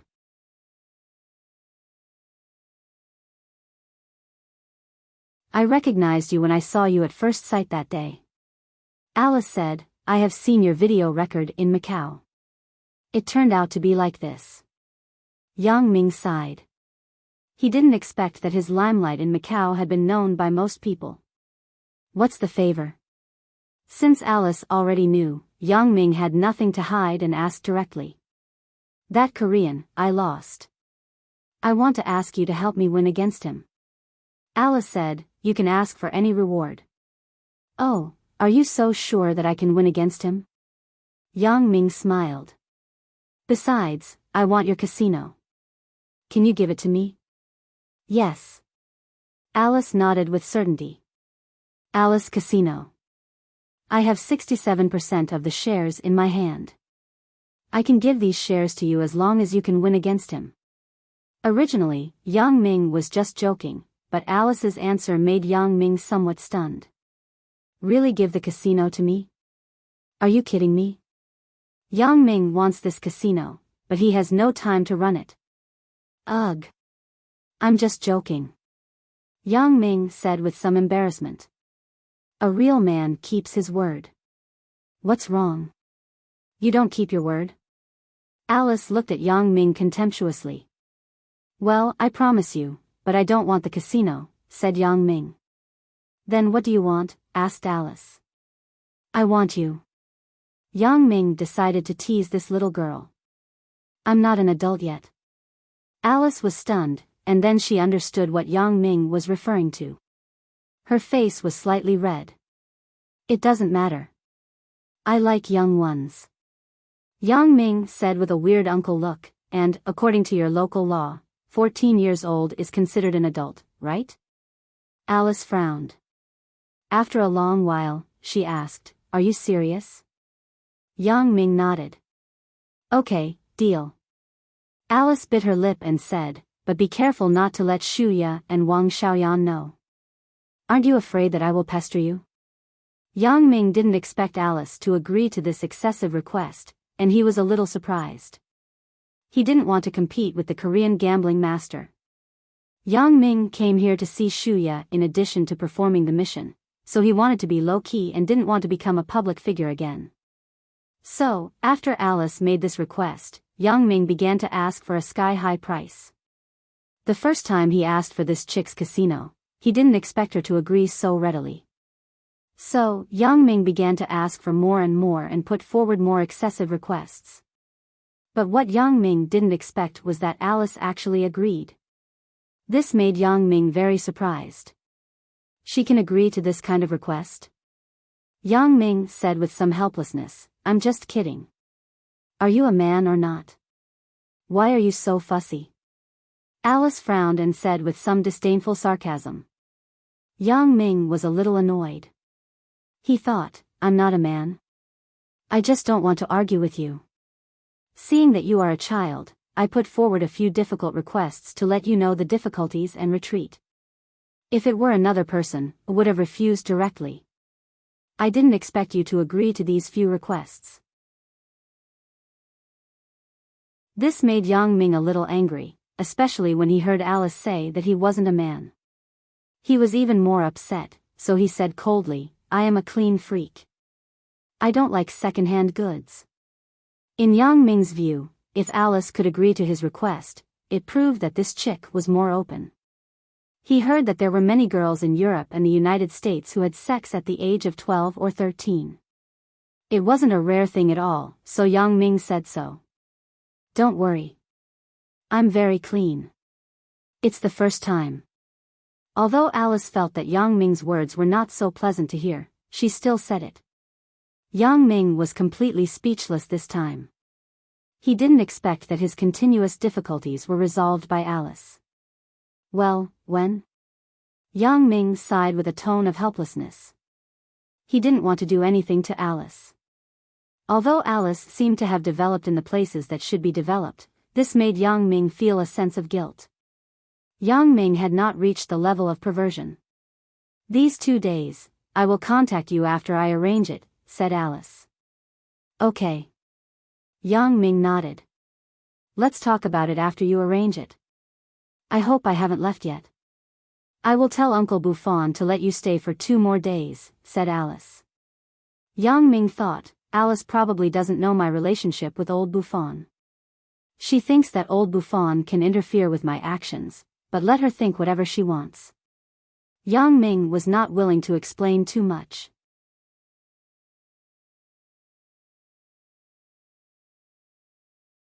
Chapter 1138. Charles looked at the backs of Yang Ming and Wang Xiaoyan and shrugged. He muttered unhappily, Do you think you are a god? How can you know my dad's whereabouts? Charles paid the bill and then staggered out of the bar. As soon as he went out, he was surrounded by people. Charles was obviously stunned. Young master. The leader of the black-shirted men bowed to Charles and said, Sorry, please come with us, you? How did you find this place? Charles was stunned and asked inexplicably. The master is in the car over there. The leader of the black-shirted men said faintly. I. Charles couldn't help it. He sighed helplessly. Since things had come to this point, he could only follow the black-shirted men to see his father. Old Charles was sitting in an RV not far away. He was holding a GPS navigation device in his hand. Yang Ming guessed correctly. In Charles's mobile phone, old Charles had already hidden a GPS chip. It was just not easily turned on. When he just called, old Charles felt that something was wrong. He felt that Charles should be nearby, silently observing the movement in the tea room. So old Charles started the GPS positioning device and found Charles's location. Sure enough, Charles was nearby, and he ran from the direction of the tea room to the direction of a bar. Old Charles smiled slightly, got in the RV, and rushed in the direction of the bar. Turning off the GPS device in his hand and hiding the device, old Charles saw his son get in the RV. "Dad." Charles got into the car unhappily and sat at the side. He lowered his head and looked like he was being bullied. Old Charles frowned. "Charles, what do you mean by this? Are you playing hide and seek with me?" "No," Charles said without looking up. "Then what do you mean? You came near the tea room, but you didn't come in and ran away?" Old Charles said this and did not forget to explain, "Don't think that my people didn't see you." "Humph? See me? I guess it's probably a GPS chip on my phone or something, right?" Having said that, Charles took out his phone and threw it in front of old Charles. Old Charles was a little embarrassed. He didn't expect this matter to be discovered by Charles. He coughed and changed the topic. "You are not young anymore. Why do you always play racing? Do you know that you still need to inherit the family business?" "Dad, I understand what you mean." Charles suddenly raised his head and said firmly, "Dad, let's have a good talk."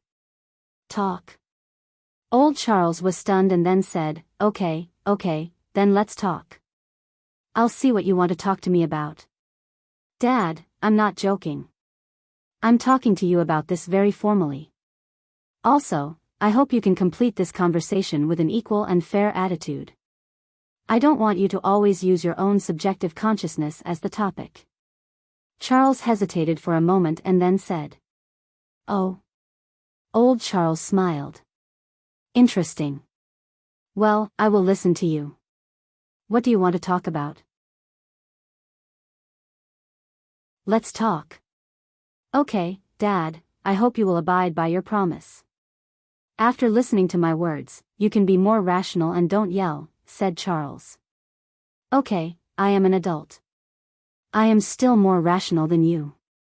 Old Charles took a breath and said sternly. He also realized that this time, Charles might want to talk to him about the future of his life. Old Charles also knew that in the past few years, the relationship between the father and son had obviously become tense. Old Charles was very sad. He was old, and what he wanted most was for his son to often come to see him and talk to him.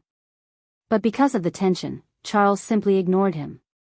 Charles also avoided him, which made old Charles's heart very uncomfortable.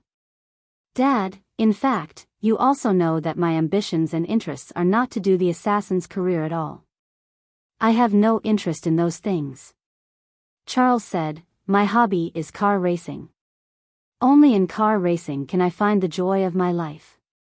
Everything else is boring to me." "I know this, but if you don't manage the family business, what about the family's businesses?" Old Charles sighed and said, "I am not young, and I can only hold on for a few years. What should I do then? Don't I care about these brothers who have gone through life and death together? Watch the big assassin group that I built be ruined and disbanded? I really don't want this. Dad, in fact, to put it bluntly, if the family business is in my hands, the ending will still be the same because I am not good at this." Charles said, "Everyone has their own strengths. Everyone has their own ideals. I don't want you to bind me and let me do things I don't like to do. Not only will I not be happy, but I believe you will not be happy either." "You really thought about it? You want to race as a career in the future?" Old Charles said such a sentence after a long while. He looked at Charles with some old age. "Are you sure?" "Yes, father." Charles said firmly, "I have thought about it. This is my career and my pursuit. I don't want to be an assassin. I want to be a racer and gallop on the track. But, what about the family business? Old Charles was a little helpless. It could be seen that Charles was determined. Otherwise, he would not be so determined. Charles was also a little embarrassed. He also understood that his father valued the family business very much.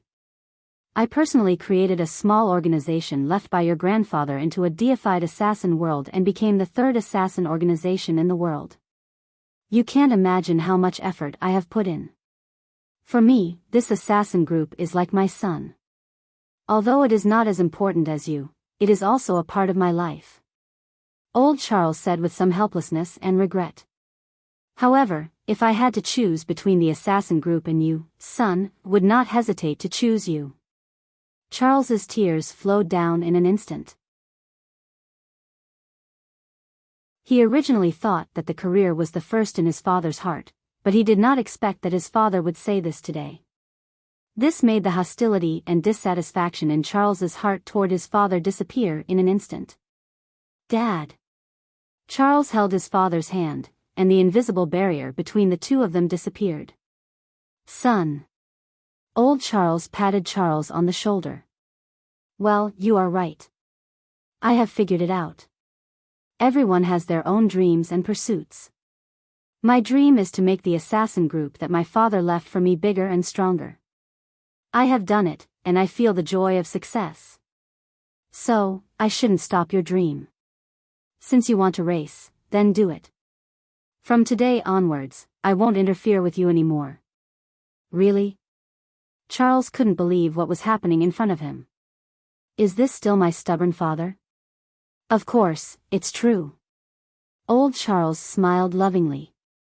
Your father is not as unenlightened as you think. At this moment, I have figured everything out. Whatever you want to do, you can do it boldly. I support you. Thank you for your understanding, father. Charles said very excitedly. What is there to say thank you to your own father? Old Charles smiled. But your assassin group. Charles had never considered the assassin group. Whatever he wanted to do had nothing to do with him.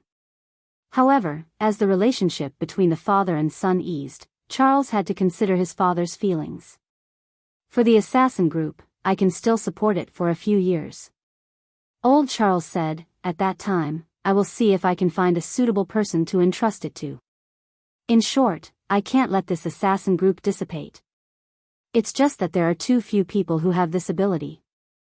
Charles listened to his father's words and suddenly thought of Yang Ming and Wang Xiaoyan whom he met today.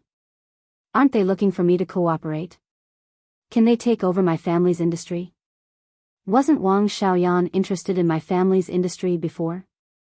Thinking of this, Charles said, Dad, I know two friends who are also assassins. They are trying to talk to me about cooperation. I refused because I don't care about my family's affairs. Now that I think about it, can you cooperate with them?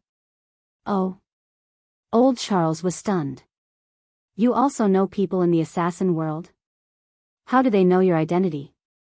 I am also very skeptical about this. My identity has always been very confidential. I don't know how they know. Charles shook his head. Then you have to be more cautious. Don't be a person with bad intentions. Old Charles said, what are their names? I have the business card they left me. Wait a minute. I will find it for you. As Charles said this, he took out the business card that Yang Ming and Wang Xiaoyan had just left him from his pocket and handed it to his father. Black Butterfly Assassin Group? Old Charles was stunned. This assassin group has such a big tone. It is actually called Black Butterfly, which is only one word away from the world's second-ranked butterfly assassin group. Yang Ming, Wang Xiaoyan. Wang Xiaoyan? Is this Wang Xiaoyan a woman? She is a woman. What's wrong? Charles was stunned. Dad, do you know her? Her surname is Wang. This name is so familiar. Is it her? Old Charles fell into contemplation. Dad, what are you talking about? What do you mean by her? Charles was somewhat inexplicable. How old is this girl? Asked old Charles. She should be around 18 or 19 years old. Like us, she is Oriental, said Charles. Then it should be. Old Charles nodded. I didn't expect it to be her.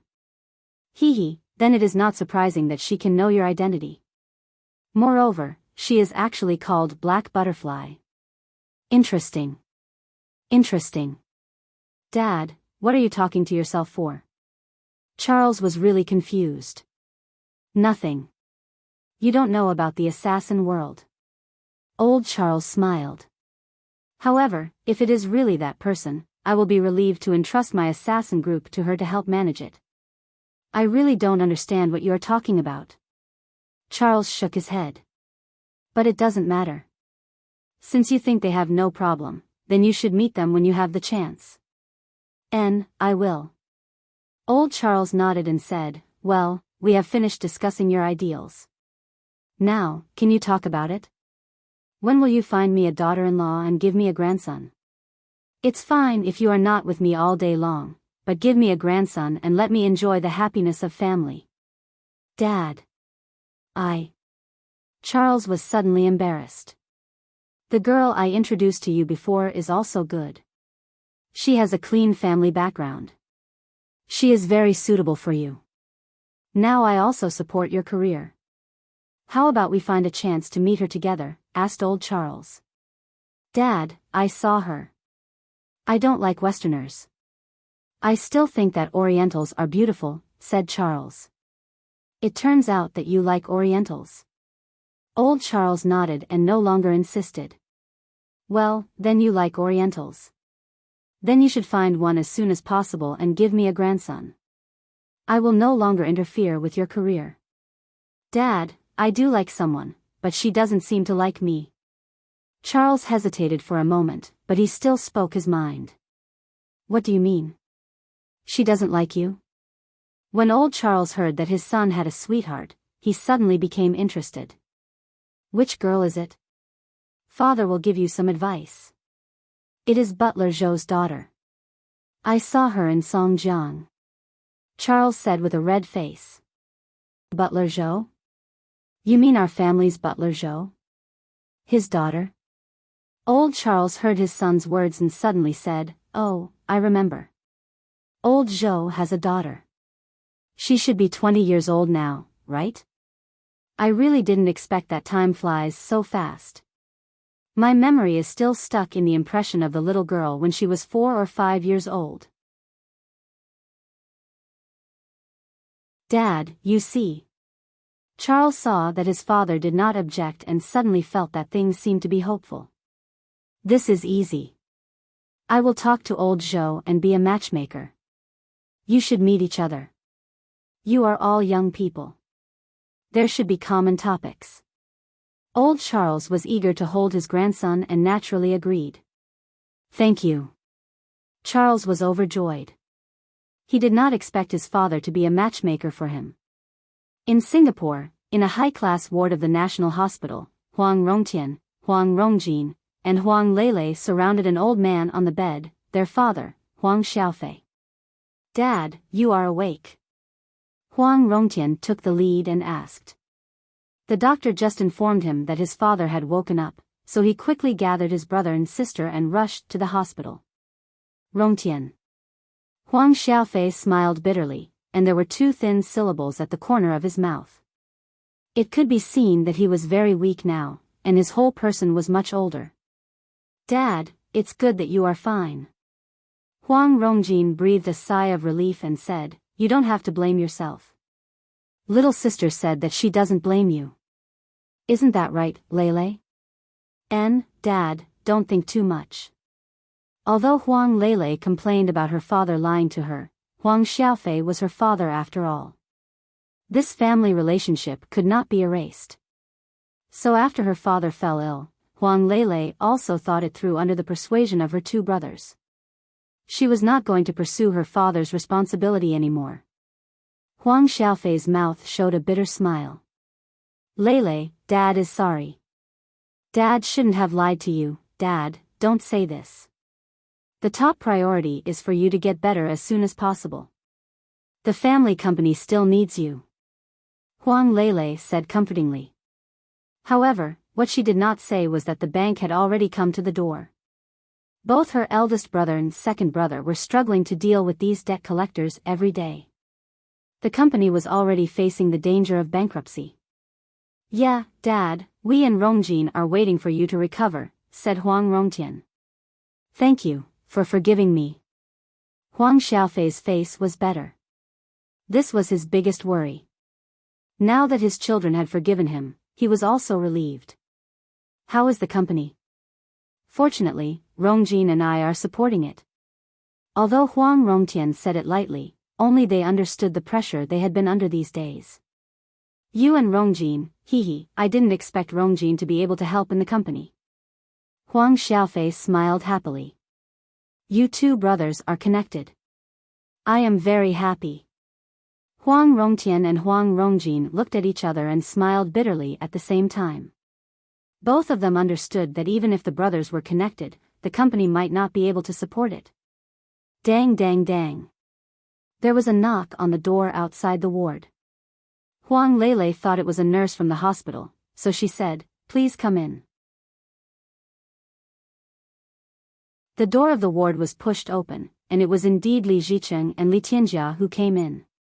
Old Huang, I heard that you are awake. Li Zicheng spoke, and his voice was a bit sharp and harsh. Why is your body so weak? You are hospitalized all of a sudden. TSK, that is not a good sign, right? What are you doing here? Huang Rongtian glared at the father and son of the Li family and asked. I am here.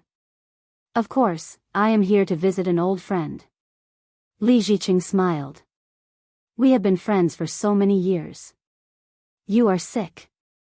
I naturally have to come and see you. However, I have to bring you an unfortunate news. I heard that recently, people from the bank have occupied your company. They are all there to ask for money. You. Huang Xiaofei gasped. If it weren't for you, would my company be like this? I will not let you go. What does it have to do with me? Li Zicheng looked like it had nothing to do with him. He snorted. Aya, did you become confused after the cerebral hemorrhage? Are you going to blame everyone? You get lost. You get lost. Huang Xiaofei roared loudly. He covered his heart with one hand and pointed at Li Zicheng with the other hand. Uncle Huang, what do you mean? Li Tianjia said, my father came to see you with good intentions, but you treat him like this. You are really not a good person. You deserve to be fooled all the time. You. Huang Xiaofei's breathing became hurried.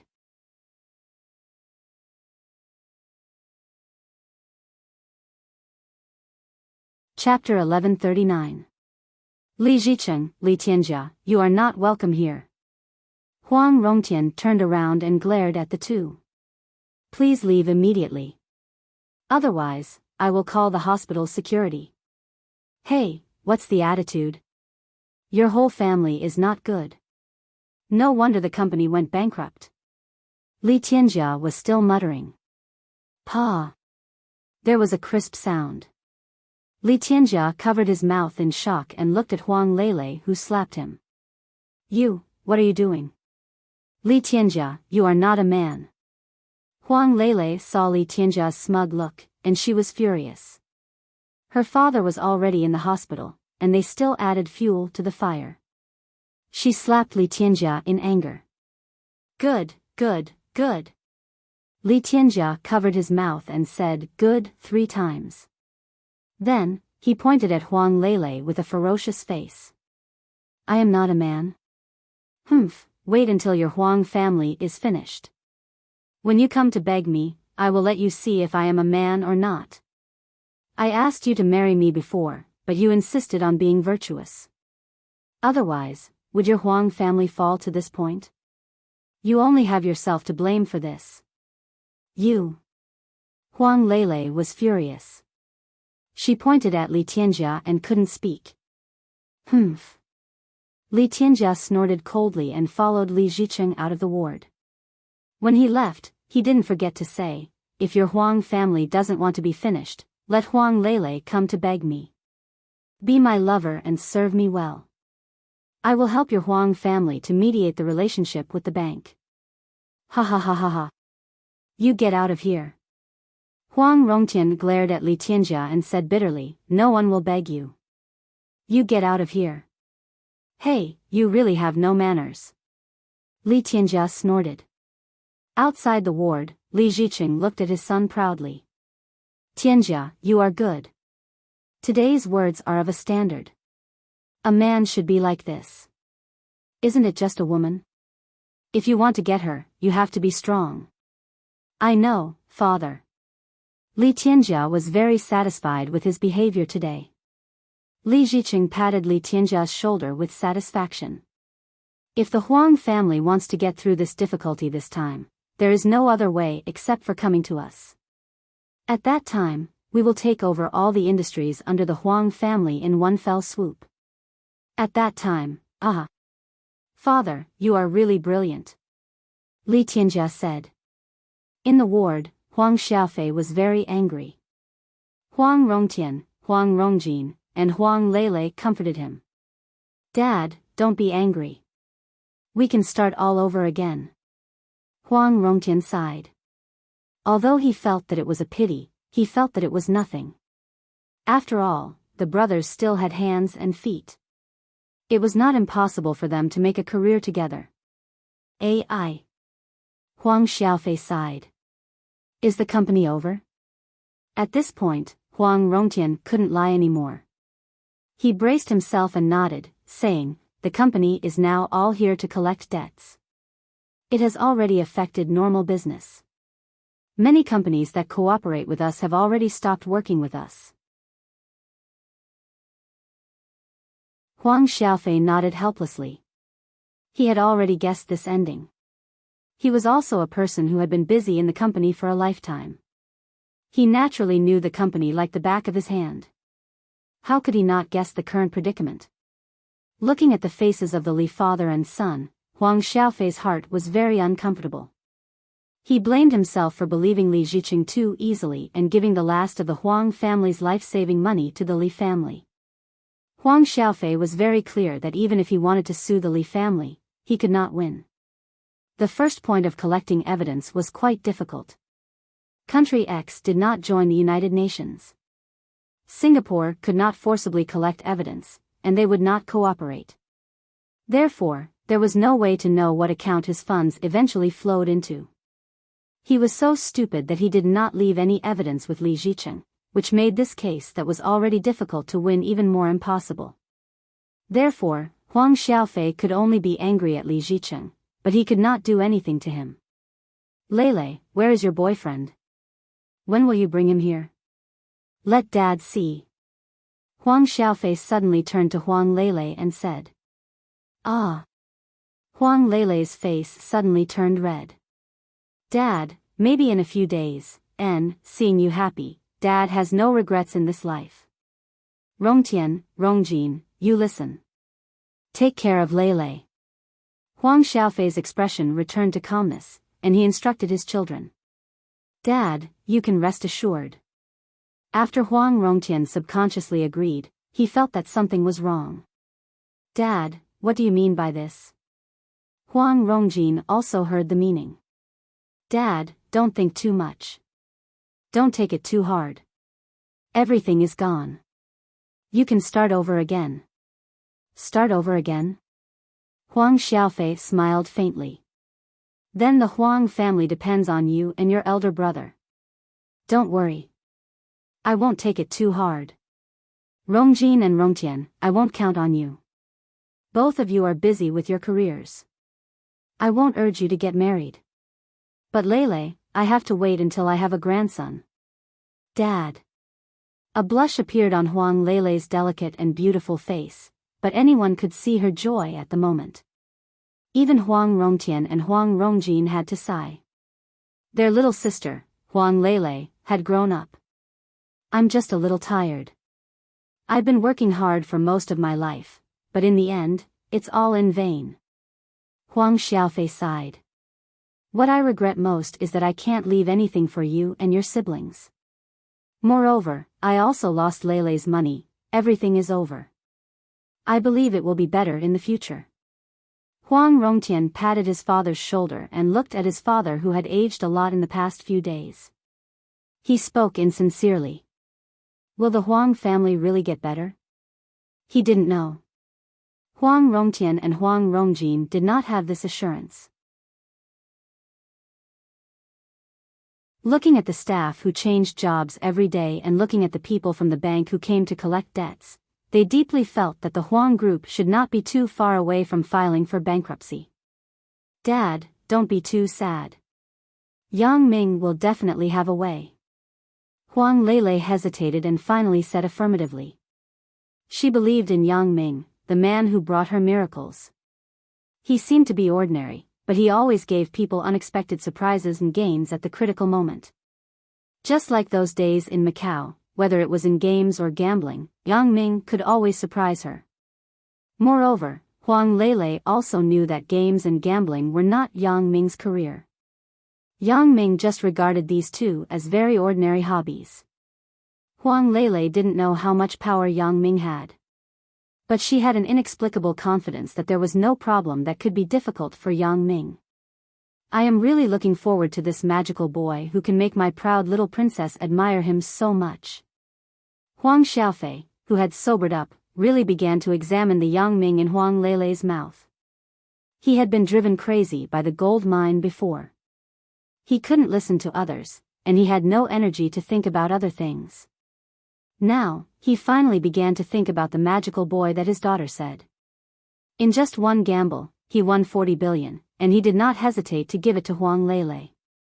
Huang Xiaofei admitted that he did not have such courage. Whether it was when he pursued the first madam or the second madam, he did not have such courage. From this point of view, if Leilei followed this boy, she would definitely be much better than following Li Tianjia. From Li Tianjia's words just now, Huang Xiaofei also saw his hateful face, which made Huang Xiaofei feel that he was really blind at the beginning. He actually asked Huang Leilei to marry such a thing that was worse than a pig or a dog. Perhaps, this magical boy could bring some unexpected turnaround to the Huang family.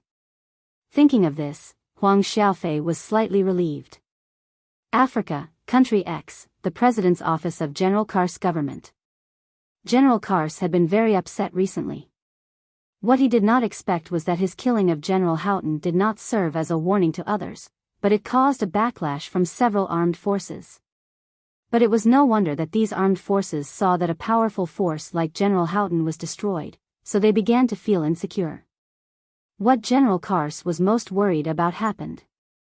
These armed forces began to frequently contact and meet with each other. This was what General Kars did not want to see the most. Once these people formed an alliance, his position would be in jeopardy. General Kars did not want to be driven out as soon as he came to power. He still wanted to sit in this position for a long time. Although he did not taste any sweetness in this position, it was very refreshing. There was a sense of achievement overlooking the land under his feet. Report. General Kars. General Kars' secretary came in and began to report the latest military information to General Kars. According to reliable news, the armed forces of Shaetsong and Wagoner have formed an alliance and are entrenched in the northern part of our country. I heard that they are also contacting other armed forces to form the Northern Alliance of Country X. General Kars' heart was cold. It finally happened. The alliance finally happened. The alliance of other armed forces made the power of General Kars suddenly become much weaker. Although General Kars' armed forces were the most powerful among these armed forces, no matter how powerful they could not defeat the alliance of others. If all the armed forces were in an alliance, then he did not have to resist. He could just announce his resignation directly. Is the news reliable? General Kars resisted the panic in his heart and asked. Very reliable. General Kars' secretary was a confidant of General Kars. He was also very worried at the moment. General Kars, do you think we should make some necessary compromises? If this continues, I am afraid. How to compromise? General Kars had been thinking about countermeasures for the past few days without sleeping at night, but there was no good way. It was obvious that his own armed forces were certainly no match for the alliance of others. Cede the land and give them the northern part of the country. The secretary hesitated and said. Will they be willing? If we show weakness in this way, the South will form another alliance, the East will follow suit, and the West will form another alliance. Then, what are we left with? Just occupy the central position and become an empty shell government? General Kars sighed and said. Then now. General Kars' secretary was also very troubled. Our current strength has not been fully recovered. If we fight them again, I am afraid, we will still lose. General Kars nodded. He also understood that the secretary was right. Although his position now looked glorious, it was actually precarious. At present, there was no other way except to step down. Ceding the land was just a stopgap measure. In the end, he had nothing. General Kars, there is something that I don't know if I should say. General Kars' secretary hesitated. At this time, what else can't you say? You have followed me everywhere. Although you are my secretary, you are like my confidant. Said General Kars. Look, can you contact Mr. Yang? Can you cooperate with Mr. Yang? Said General Kars' secretary. General Kars sighed. How could he not think about Yang Ming? However, he really had nothing to give Yang Ming.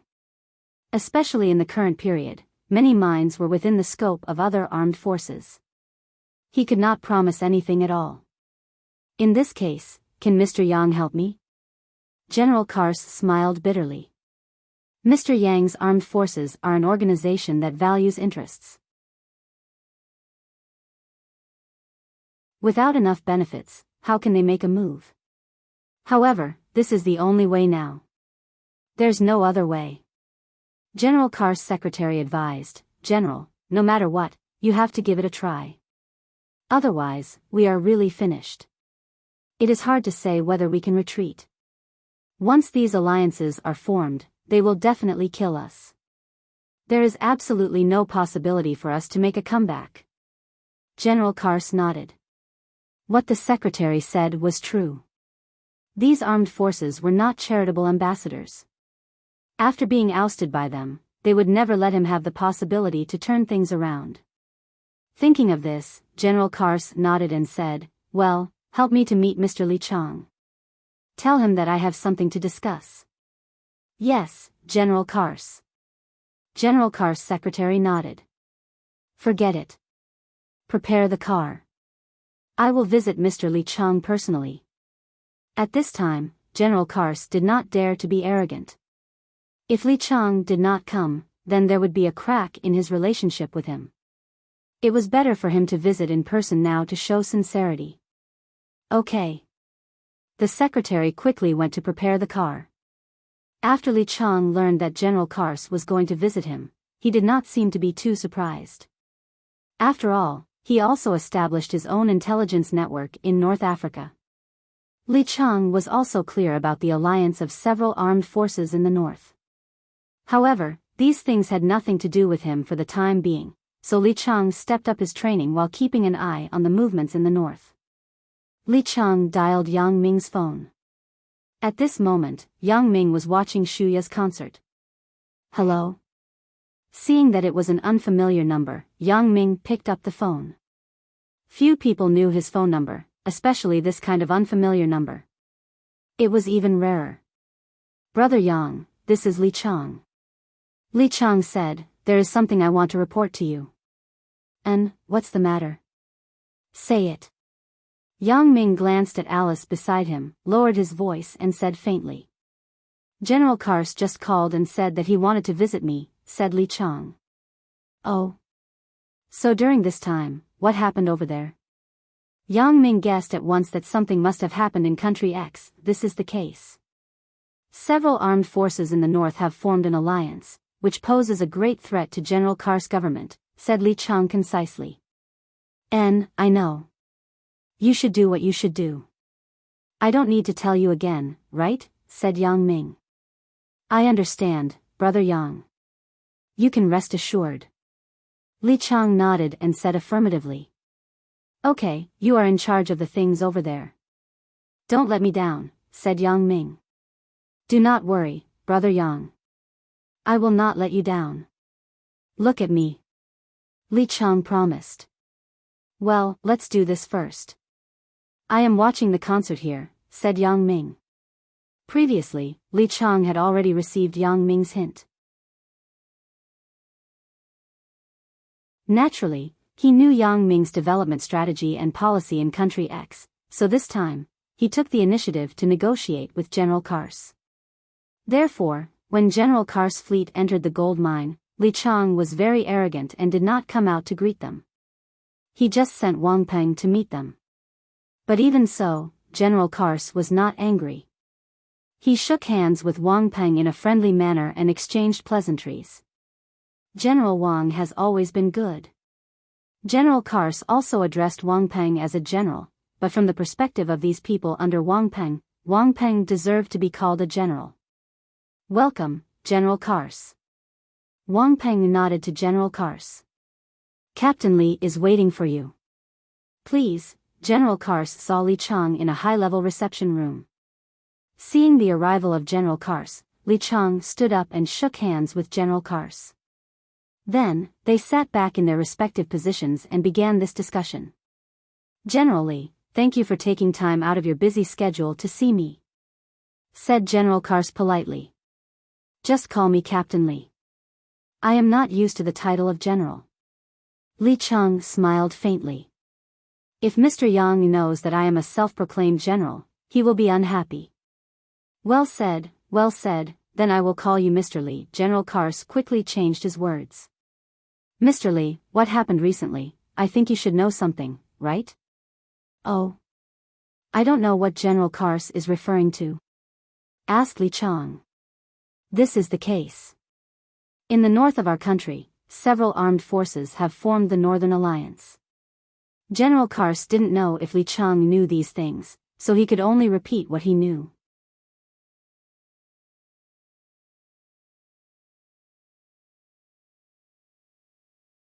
Chapter 1140. In front of Li Chang, General Kars did not dare to be arrogant, so he explained the matter in detail, and Li Chang listened very seriously. General Kars was not sure whether Li Chang knew or not about this matter. I probably heard about this situation.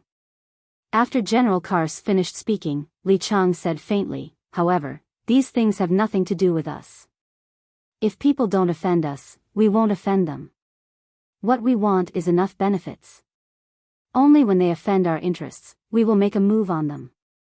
At other times, we don't have time to pay attention to these clowns. Clowns? General Kars took a deep breath. These armed forces that were very troublesome to him and threatened his status were actually clowns in Li Chang's mouth. However, thinking of their thunderous means when they destroyed General Houghton, it was not surprising that General Houghton had no power to fight back. Not to mention the fact that they were well trained, just the weapons and equipment they had were not something they could compare to. When General Kars came in, he also saw the rows of armored vehicles, tanks, and missile carriers parked in the field. This series of things was something that they did not dare to think about. The price of this thing was enough for most of their military expenditure, and they might not be able to buy it. So with this alone, there was no power that could compete with them in this land. General Kars couldn't help but sigh. If I can have such a powerful army, then I don't have to worry about anything. Who dares to provoke me? However, he also understood that this was just an idea. In fact, it was impossible. Captain Li, in fact, I don't want to hide it from you. My current position has been threatened. The Northern Alliance is eyeing me covetously. As long as they unite a few more armed forces, my side. AI. In front of Li Chang, General Kars simply told the truth. Otherwise, if he said those hypocritical things, it would not be good if Li Chang was disgusted. Therefore, General Kars did not feel ashamed and bluntly said the crisis he was now encountering. And, indeed, with the example of the North, the south, and the east all follow the example of the alliance. Then you are indeed in danger. Li Chang nodded and said. General Kars did not expect Li Chang to see it so thoroughly, so he sighed, Captain Li, to be honest, this time, can you help me? How can we help you? Li Chang shrugged. General Kars, you also know that Brother Yang is a very realistic person. He values benefits. If there are enough benefits, he will make a move. I know that, but, in my current state, as an interim president who is about to be ousted, what can I promise you? General Kars sighed. To put it bluntly, with your current strength, you don't need my promise and permission to occupy any mine you want. Just drive an armored vehicle and occupy it. No one dares to say no.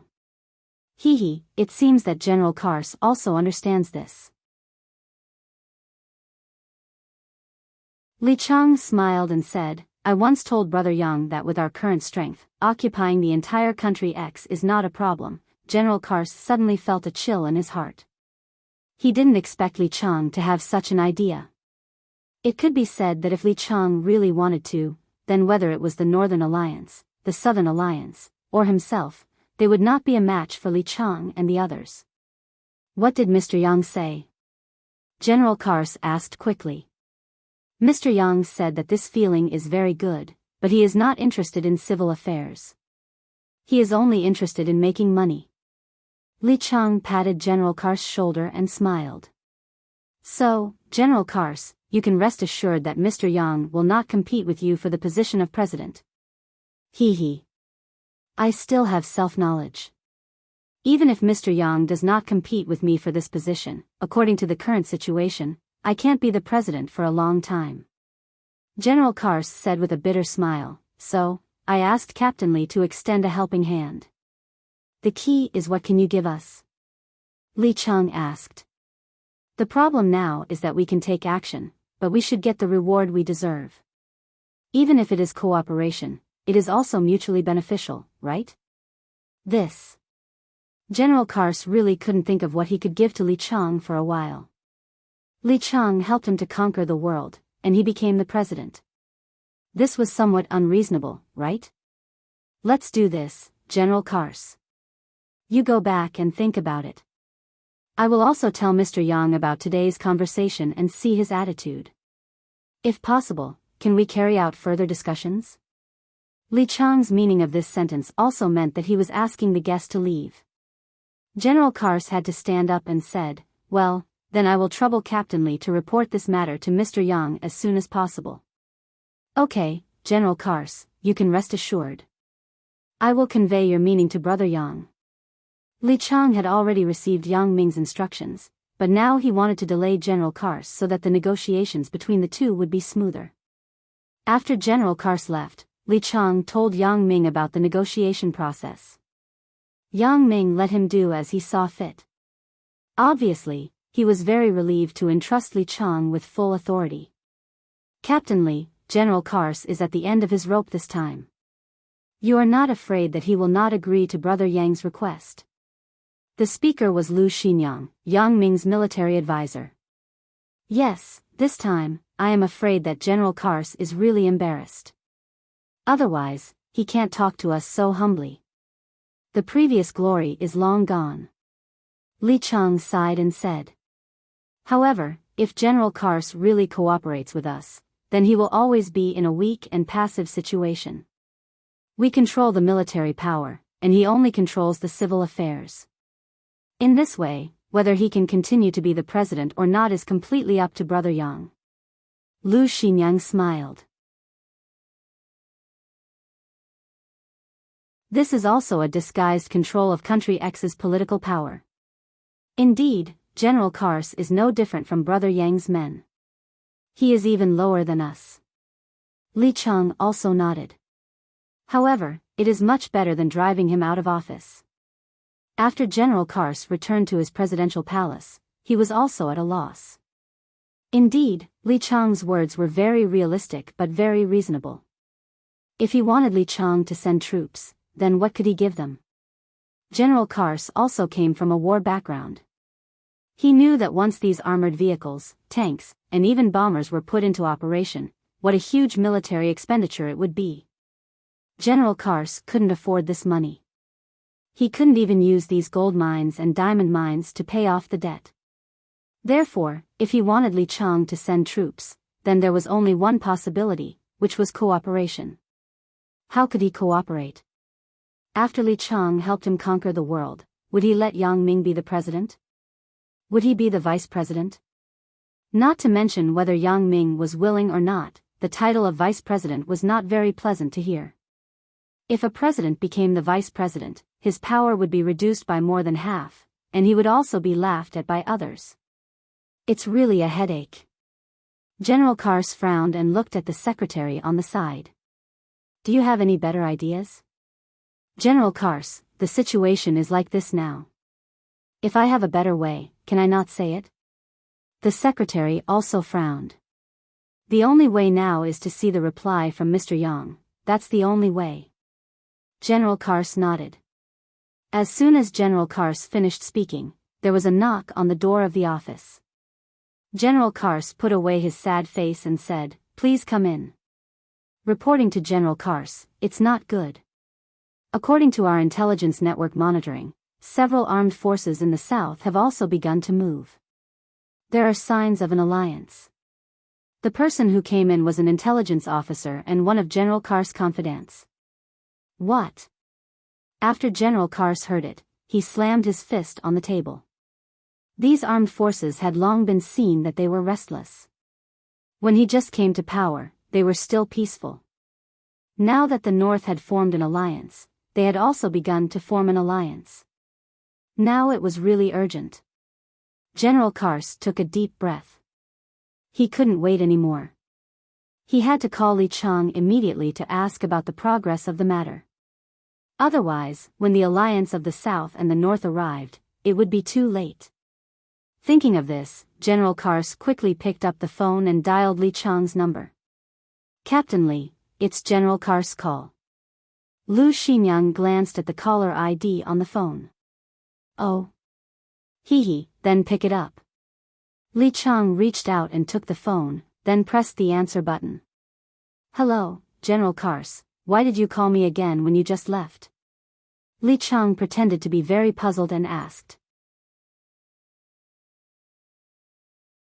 In fact, he understood in his heart that General Kars couldn't wait. "Captain Li, the armed forces in the south have also begun to move. They intend to form an alliance. Now it is really urgent. What does Mr. Yang mean? Can you give me a definite answer?" General Kars' voice sounded very anxious, and he lost his original demeanor. "I just talked to Mr. Yang, but Mr. Yang did not reply to me. He said that he would consider it." Li Chang said, "General Kars, don't worry. This matter is also a big deal. You can't rush it." General Kars thought, "You are not in a hurry. Whoever is in power has no effect on you, but am I in a hurry? I am about to be ousted. How can I not be in a hurry? Captain Li, do you see if you can tell this latest situation to Mr. Yang again? See what his opinion is, and then tell me about it." General Kars said anxiously. "So, I just made a call. If I call again now, it doesn't seem to be very good. It seems to be urging. I don't know if Brother Yang has considered it." Li Chang said with some difficulty. "Captain Li, this time I am begging you. This is a military situation. It really can't be delayed." General Kars sighed and said, "Sorry to trouble you, well, then I will try again." "General Kars, you are really in a hurry. How should I say? AI." Li Chang sighed and said helplessly. "Then thank you, Captain Li. I am waiting for good news here." General Kars saw that Li Chang agreed and said very happily. So, call me again after 20 minutes. Li Chang looked at the time and said. Okay, no problem. General Kars said quickly. Li Chang hung up the phone and looked at Lu Xinyang. He shrugged with some amusement. This General Kars, why is he so anxious? Can he not be anxious? If he is not in a hurry, he will be ousted as a general. Lu Ximiang said with a smile, it is also hard for him. If we didn't want him to accept our request at once, we would not drag him like this. Now it seems that I am afraid that no matter what kind of request we make, as long as we can let him continue to be the president, he will agree, said Li Chang. General Kars now had a feeling that every day was like a year. Looking at the clock passing by, General Kars was anxious. What did Captain Li say? The secretary also asked anxiously. As a member of General Kars' army, the survival of General Kars' government had a lot to do with him. He said, help me urge Mr. Yang now. If it wasn't urgent, I wouldn't do this. After all, this is a bit impolite. General Kars said with a red face. I hope Mr. Yang can give us a positive answer. General Kars' secretary looked forward to it. Finally, the time reached 20 minutes. When General Kars watched the minute hand of the clock stop at the last square, he immediately grabbed the phone and dialed Li Chang's number. Looking at such a punctual call, Li Chang was really dumbfounded. Even if this General Kars is anxious, he is not anxious to this extent, right? In fact, this was the case where the onlooker saw the game clearly. General Kars was in the game. Although the alliance between the South and the North was unlikely to launch an attack on General Kars felt that things were at stake, and he would be affected soon. Li Chang was outside the game, and he did not have the sense of urgency of General Kars. In his opinion, these armed forces alliances were not worth mentioning. There was no threat to Li Chang at all, so Li Chang had this feeling of not caring at all. General Kars, you are really punctual. I just ended the call with Brother Yang, and your call came in. Li Chang laughed. How could General Kars still have the mood to tease Li Chang at the moment? He was not in the mood to respond to Li Chang's laughter. He just said, Captain Li, is there any news from Mr. Yang? Yes, Brother Yang has put forward a general plan after consideration. I will relay it to you. You see if it is feasible, said Li Chang. Okay. General Kars heard that Yang Ming had a plan, and he suddenly breathed a sigh of relief. The big stone that had been pressed down in his heart for the past few days had finally been removed. At least he had hope, so he quickly asked excitedly, what did Mr. Yang say? This is the case.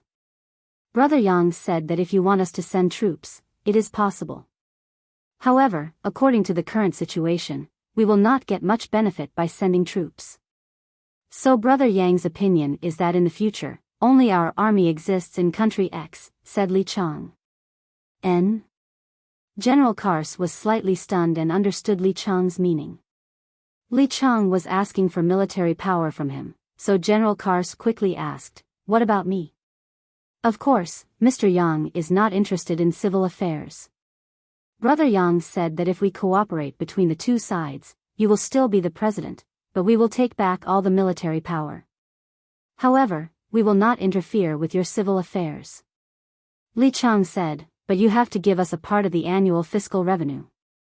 How could General Kars not understand Li Chang's meaning? If it was really implemented according to Yang Ming's method, then Yang Ming would become the retired emperor of country X. Who did not understand that no matter how great the power of the president was, it was useless if there was no military power in his hands. Yang Ming controlled the military power. If he wanted to replace you, it would be a piece of cake. However, this request was not unacceptable to General Kars. After all, if all the armed forces in the country were dealt with by Yang Ming, he could be the president with peace of mind. Although there was still Yang Ming, the retired emperor, to suppress him, at least he was still very impressive. He still had the right to speak in most political matters. As long as he listened to Yang Ming's arrangement on major matters, it was fine.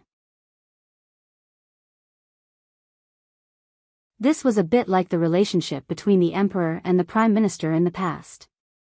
Thinking of this, General Kars was calm. In this matter, although there were pros and cons, the pros outweighed the cons. On the one hand, because of the intervention of Yang Ming, he could continue to be the president. On the other hand, although he handed over the military power, Yang Ming would never allow other armed forces to exist in Country X. He would remove all these armed forces. In this way, Country X would no longer be shrouded in war. He could also have a comfortable governing environment, and he could develop the construction of Country X with great fanfare. Thinking of this, General Kars felt that this was a good thing. Otherwise, in this war-torn country, he was a temporary president, and he would not be treated as a president at all. I have no problem here. General Kars said firmly, Captain Li, when do you think we can have a detailed discussion? I am looking forward to this cooperation very much. Well, I will ask Brother Yang here, and then I will give you an answer, said Li Chang. Okay, then I will trouble you, Captain Li. I will wait here for the good news. General Kars breathed a sigh of relief. He could finally sleep peacefully.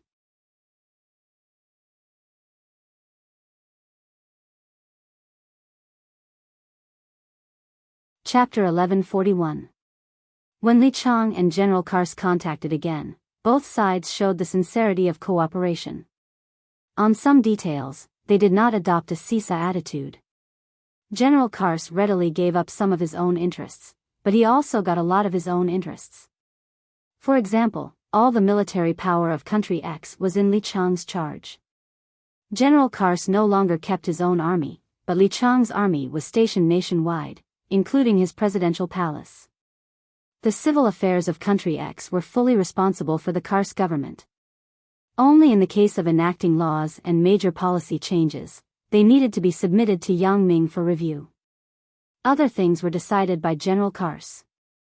In other words, General Kars dealt with the internal affairs, and Li Chang dealt with the external affairs.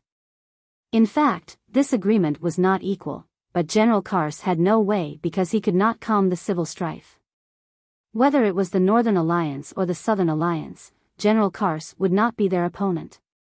Therefore, if General Kars wanted to continue to sit in the president's position, he could only cooperate with Yang Ming. The main officials of Kars were also very much in favor of the current cooperation. After all, cooperation was their only way out. If they did not cooperate, they would be pushed down by the Southern Alliance and the Northern Alliance.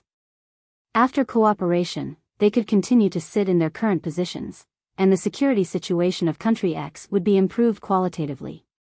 Only in this way could General Kars develop the country's construction with peace of mind. Without war, there would be taxes and benefits, so General Kars was happy to see this. After signing the contract, General Kars' heart was also very refreshed. Moreover, Yang Ming actually agreed that the new Country X could be named Kars Dukedom, which made Kars very proud as a founding hero. In fact, Yang Ming didn't care much about the name of Country X. This was an insignificant matter. Yang Ming could only live behind the scenes instead of walking in the front stage, so in the eyes of outsiders, General Kars was still fully responsible for the governance of Country X. After the contract was signed, Li Chang began a devastating attack on the Northern Alliance at lightning speed because Yang Ming also said that he did not allow the existence of other armed forces in the country, so what Li Chang had to do was to kill them all. The leader of the Northern Alliance, Johnston, was happily thinking about the future with his allies. Hey, man, our current strength is very strong. It is enough to fight under the wall of General Kars. Johnston said proudly. Yeah, when the time comes, Johnston, you will be the new president of Country X. His partner was also very excited. He was originally the leader of a small armed force and had no chance to make a name for himself. But this time, if Johnston's coup was successful, he would at least be considered a hero and be able to exchange for the position of prime minister. However, just as the two of them were imagining the future, Johnston's orderly ran in, sweating profusely. Not good, General Johnston. What's wrong? What's the big deal? Johnston frowned and reprimanded the orderlies with a stern tone. He was about to win, so why were his subordinates still panicking? General Kars' army has come to us. What should we do? The orderly asked anxiously. General Kars? Johnston sneered disdainfully. Do you think I don't know his strength? Can it be compared with us now? In terms of the number of people, we are twice as many as him. However, what Johnston didn't know was that it was not the quantity but the quality of the soldiers. His temporary team might be able to compete with General Karr's former armed forces, but it was simply a world of difference with Li Chang's armed forces. Just as Johnston spoke with an arrogant attitude, a bomb fell from the sky and directly blew up the Northern Alliance's headquarters into ruins. Johnston died with his eyes wide open. He didn't understand why General Karr still had a bomber. The Southern Alliance also suffered a devastating blow. Even some small and medium-sized armed forces were attacked to varying degrees. For a time, darkness shrouded the entire country X. All the remaining armed forces were in a state of panic. Everyone was in danger. They didn't understand when General Karr got such powerful foreign aid. Li Chang's military equipment was continuously transported by Old Buffon on ships. It could be said that Old Buffon was now eager to do something for Yang Ming. He and his wife had become Yang Ming's disciples, and he seized every opportunity to curry favor. Therefore, Old Buffon didn't need Yang Ming to say anything. Some of the military weapons and equipment within Old Buffon's ability were all imported to Country X. For a time, Li Chang's backup force was sufficient. General Karr could receive detailed reports of victory every day. On his own side, it was actually Li Chang's side. It was just that the two people had already cooperated, so Karr shamelessly turned Li Chang's victory report into his own victory report. There were no casualties on his side. It could be said that this armed forces expulsion war was completely one-sided. General Karr felt that his whole person was now comfortable. He could finally rest easy. These damn opponents, now you finally know how powerful my General Karr's partners are, right? In fact, Li Chang's speed had exceeded General Karr's expectations. Although General Karr knew that Li Chang was very strong, he only discovered that Li Chang was much stronger than he imagined when he really experienced it. They could actually fight on multiple fronts. In one day, they destroyed 80% of the armed forces in Country X. This was something that General Karr did not dare to imagine in the past, but now it had become a reality. It could be said that his cooperation with Yang Ming was wise. From then on, there would be no more wars in Country X. In the evening, at Yang Ming's diamond mine, Li Chang held a celebration banquet. It had been changed into the headquarters of the Black Butterfly Alliance forces. In addition to being responsible for assassin affairs and mercenary affairs, it was also responsible for the security of Country X. Karr had now become the second or even the third person in Country X because in front of Li Chang and Yang Ming, Karr could not maintain the majesty and demeanor of the outside world. At Li Chang's side, General Karr was completely like a subordinate who listened to instructions. "Captain Li, thank you very much this time," General Karr said from the bottom of his heart. Li Chang smiled slightly after listening. He waved his hand and said, "You don't have to say thank you. Now, Country X is also Mr. Yang's, so doing this is also for ourselves." Yes. After General Karr listened to Li Chang's words, he was somewhat bitter. Indeed, he should face the reality. He was no longer the highest power, but Yang Ming was. Therefore, he did not need to say any words of thanks. It was enough to listen to Yang Ming's orders in the future. Mr. Yang said that after the war is over, he will come here and personally appoint you as the first prime minister of the country, said Li Chang. Then, I will trouble Mr. Yang. General Karr also understood that in the current situation, he was no longer suitable to be called the president because the future political road of Country X would become similar to behind-the-scenes imperial power rule. Yang Ming would live behind the scenes, and he would become the manager at the front. Li Chang's words also clearly told General Karr that his future appointment and removal power was completely in the hands of Yang Ming. If he was obedient, then he would always sit in this position. Otherwise, Yang Ming could still appoint others. General Karr also knew this, so he had become much more humble in his words and deeds. At the celebration banquet, the politicians of General Karr all expressed their loyalty to Yang Ming. Li Cheng was very satisfied with this. He also gave an explanation to Yang Ming.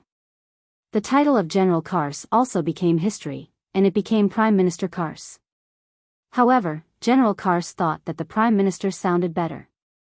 A general was always like a temporary title. In the past, there were 80 generals in Country X, even if there were not 100. The Prime Minister had established his position in Country X. Shuya's concert was very successful, and Yang Ming naturally attended the celebration banquet of Shuya's concert again. This celebration banquet was very low-key. There were only Locklearing, Yang Ming, Wang Xiaoyan, Alice, and Old Buffon and his wife. It could be said that except for Alice, there were only their own people left. Shuya did not expect that after her concert, she would sit at the same table with so many big shots. Locklearing had become the mayor of the city, and Alice was a legend in Europe. Littleya, the concert was very successful. The first to speak was Yang Ming, which made Alice slightly surprised. In her opinion, at this table, the person with the highest status should be Uncle Buffon. Why did Yang Ming, the guest, speak first? Looking at Uncle Buffon again, there was no annoyance. This made Alice feel a little strange. What is the relationship between Yang Ming and Old Buffon? When did the two of them become so familiar with each other? Old Buffon's current appearance was completely like Yang Ming's vassal. This made Alice frown. This Yang Ming is really not simple. He is really like what my brother said. He is a difficult person to deal with, thank you. Shuya smiled sweetly. She picked up the juice in front of her and clinked her glass with Yang Ming. This was a private party. Shuya did not need to drink. She just needed to drink juice. Locklearing also knew that Yang Ming's identity was noble, but he did not know the specifics. So at this moment, he did not dare to make a sound. He just sat there and watched silently. Otherwise, if it were another occasion, Locklearing would be the protagonist. But now, he had become a supporting role. If there were news reporters present, they would be very surprised. The combination of this table was really weird. Shuya had a total of 10 concerts in Europe. This was only the first stop, but the next one was easy to handle. With Old Buffon's personal care, it could be said that Shuya could go unhindered in Europe. There would no longer be people who had crooked thoughts about her. Even if someone had this idea, they would weigh their own strength. They were thousands of miles away from Old Buffon. Going up would be courting death. Moreover, the matter between Mark Vader and Malajben had become a joke in the upper-class society. These upper-class people knew the real reason for Mark Vader's downfall, so no one was willing to follow in Mark Vader's footsteps. Tonight was the last day to get together. Shuya would board a plane to another city in a while, so Yang Ming particularly cherished this time. It was said to be a celebration banquet, but it had always been Yang Ming and Shuya making eyes at each other. The others had completely become supporting roles. Alice wanted to interject, but Yang Ming said, "Do you want my help?" Alice had no choice but to close her mouth. It made Yang Ming feel very refreshed. For Shuya's departure, Yang Ming was very open-minded. After all, Shuya now had her own career to be busy with, and he also had his own things to do. The two people couldn't stick together endlessly. Parting was just the beginning of the next gathering, so after Yang Ming sent Shuya to the airport, he waved his hand freely. "Are you a little reluctant?" Wang Xiaoyan asked with a smile. "The days ahead are still long, aren't they?" Yang Ming smiled. Wang Xiaoyan was very clear about what Yang Ming had done in Country X. Yang Ming did not hide this from her, so Wang Xiaoyan's mood was also very good. This was a good start. The establishment of the Black Butterfly organization's base in Country X meant that the Black Butterfly had taken an important step toward internationalization. Especially in Country X, a country under the behind-the-scenes control of Yang Ming, all the policies and laws could be said to be decided by Yang Ming. In this way, the development of the Black Butterfly organization was very effective. The development of the black butterfly would not be subject to any restrictions because the highest person in charge was Yang Ming. Yang Ming would not be stupid enough to restrict the development and growth of his organization. Also in Europe, inside an old castle. This was the birthplace of the Charles family. Old Charles called his butler, Zhou Tianxiang. Although old Charles was very puzzled about how his son had an intersection with Zhou Tianxiang's daughter, as a father, he still had to fulfill his son's wish. "Master, are you looking for me?" Zhou Tianxiang had been a butler in this family for decades. "Well, Tianxiang, you have a daughter. She is in China, right?" Old Charles smiled, motioned Zhou Tianxiang to sit down, and then said, "Yes, my family is in Songjiang." Why did Master suddenly mention this? Zhou Tianxiang was a little puzzled. Then don't you miss them? You only have 1 month of vacation time every year, right?" Old Charles sighed and asked. "It's true that I miss them, but this is also my career." Zhou Tianxiang didn't know why old Charles suddenly asked this. "If you miss them, how about bringing them to Europe? Anyway, the castle is very big, and there is no shortage of 2 people." Old Charles said with a smile. Thank you for your kindness, Master. My wife and my daughter have their own careers and studies, as well as their social circles. They will not be used to coming here," said Zhou Tianxiang. Old Charles nodded. Originally, he wanted to use a roundabout strategy to bring Zhou Tianxiang's daughter and wife over. Then, wouldn't his son be in a favorable position? But now listening to Zhou Tianxiang, indeed, it was not the right thing to bring the mother and daughter over. So, after thinking about it, it seemed that he could only be frank. "This is the case. Tianxiang, this kid, Charles, saw your daughter in Songjiang. She is called Zhou Jiejia, right? She is a very beautiful girl," said old Charles. "Oh." Zhou Tianxiang was stunned. He faintly understood the intention of old Charles. It turned out that he had taken such a big circle because of his daughter. However, since old Charles asked, Zhou Tianxiang couldn't not answer, so he said, "Yes, she is called Zhou Jiejia. She is just like a willow tree." Tianxiang, you are too humble. How can Charles, this kid, be infatuated with your beauty?" Old Charles waved his hand and smiled. "I have something to say, but I don't know if I should say it, this."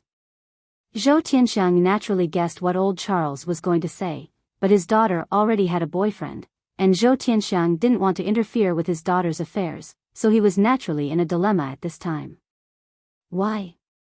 You don't want me to say it?" Old Charles also faintly felt that this Zhou Tianxiang seemed to be unwilling. "What do you mean?" "My son is interested in your daughter. It is your blessing. You are just a butler. You still want to put on airs with me. Isn't it a bit too much?" "Master, please say it." Zhou Tianxiang had no choice but to bite the bullet and say it. Old Charles nodded and said, "This time I am looking for you to propose marriage. This kid, Charles, is interested in your daughter. I don't know what you think." Old Charles saw Zhou Tianxiang like this, and he was too lazy to beat around the bush. He said it straightforwardly. "Master, this matter, forgive me for being unable to do it. Now we are talking about free love. It is not the era of arranged marriages. I don't want to interfere with the marriage of my children." Zhou Tianxiang said helplessly. "So, you don't agree?" Old Charles frowned. He didn't expect Zhou Tianxiang to refuse him. "It's not that I don't agree. If my daughter agrees, then I have nothing to say, but if she doesn't agree, I can't force it, right?" said Zhou Tianxiang. "Then what do you mean? Your daughter doesn't like my son, right?" Old Charles said with a cold snort. "That's not it, but my daughter already has a boyfriend. She will no longer be tempted by Master Charles," Zhou Tianxiang explained. Old Charles slammed the table and said, "Zhou Tianxiang, I will give you a few days to solve this matter, and then give me an answer." Agree to this marriage. We will become in-laws, and then you and I will be on equal footing in this castle. Otherwise, you can pack up and leave.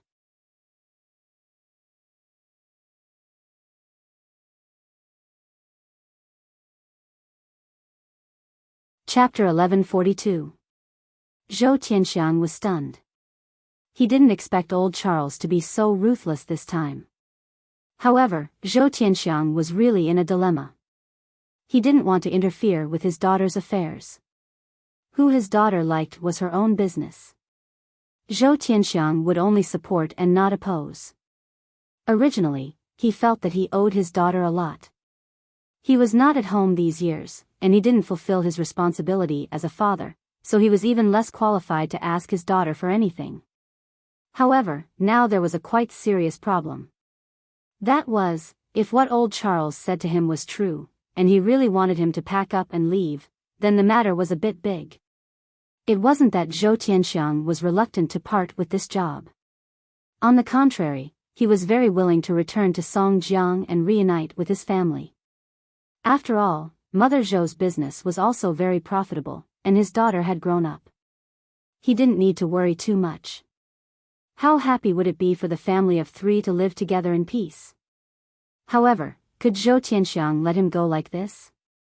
Zhou Tianxiang, the butler, knew better than anyone what the Charles family did. He knew too much about the inside story of the Charles family. Would old Charles let him go? What Zhou Tianxiang was afraid of was that once he left, the assassin sent by old Charles would find him and kill him directly. This was what Zhou Tianxiang was worried about. So after Zhou Tianxiang was called by old Charles to talk, he sat alone in the room and smoked. He didn't know how to solve this matter.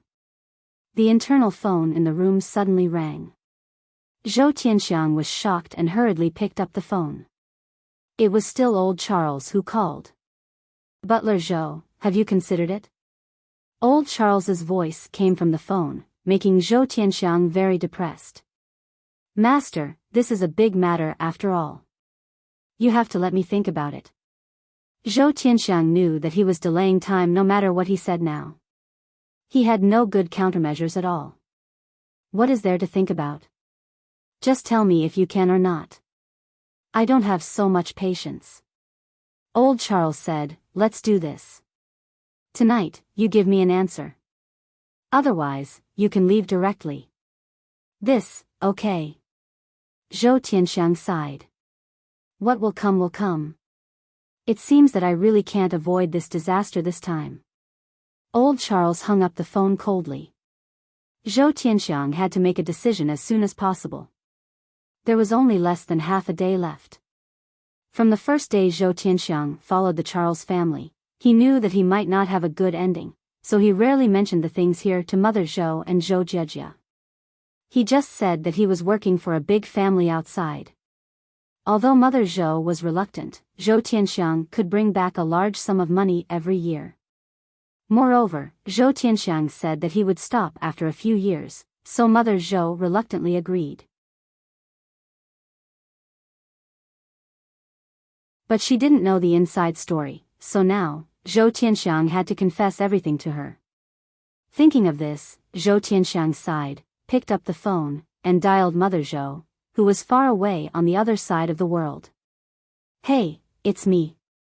Zhou Tianxiang's voice was a little low. Old Zhou, what's wrong? Why are you calling me out of the blue?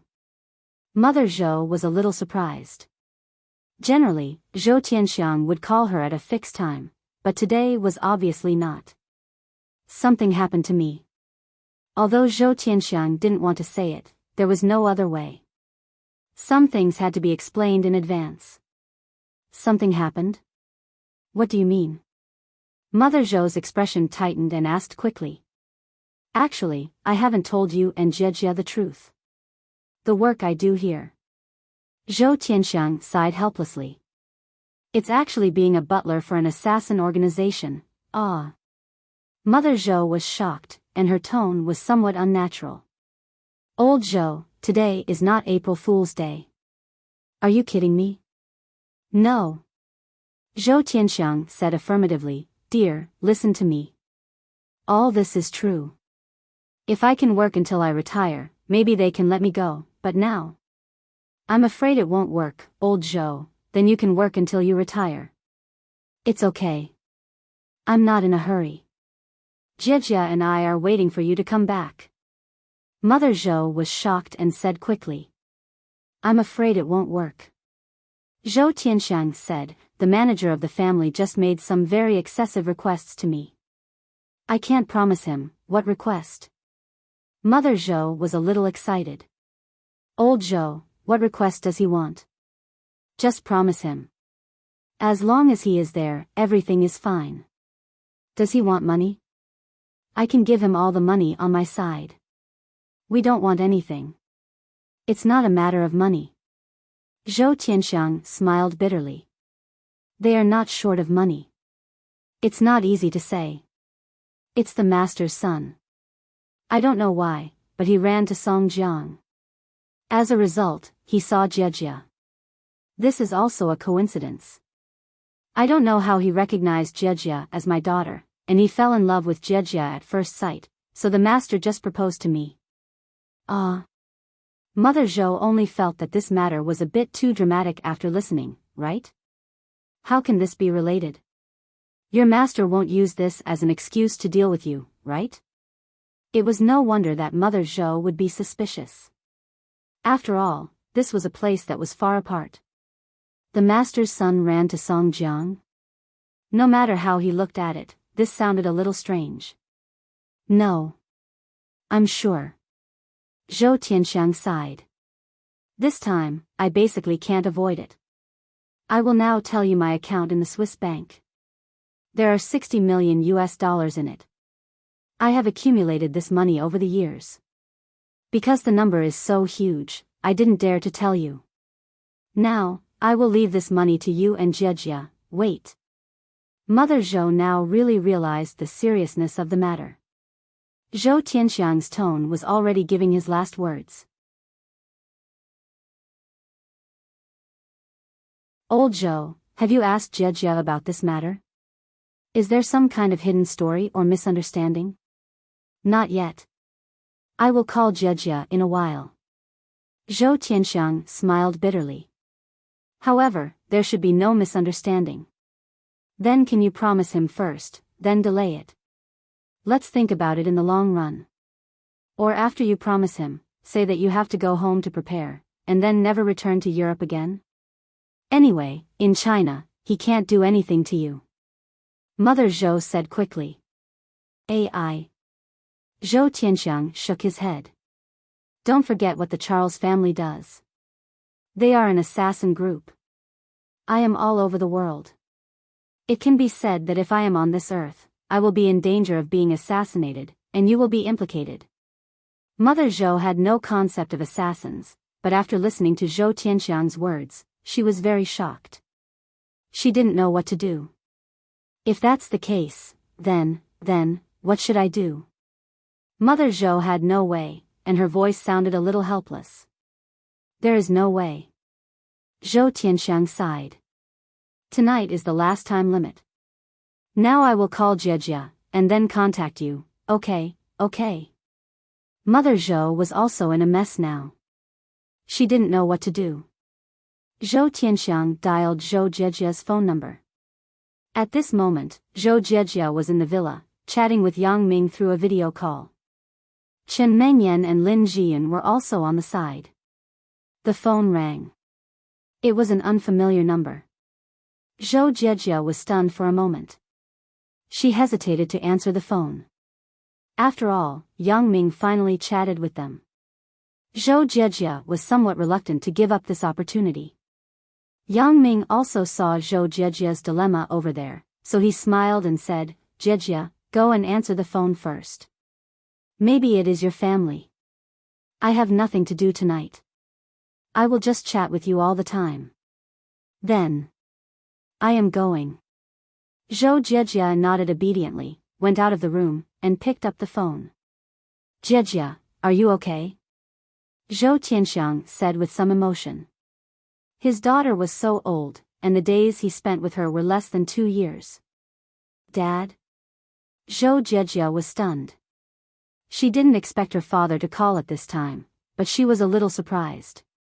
Dad, why did you suddenly call me? Nothing. Dad just misses you. I want to hear your voice. Zhou Tianxiang didn't know how to speak. For Mother Zhou, he could say his current situation without any scruples, but for Zhou Jie, Zhou Tianxiang was afraid that he would say too much and make his daughter worry. Dad, is there anything wrong with you?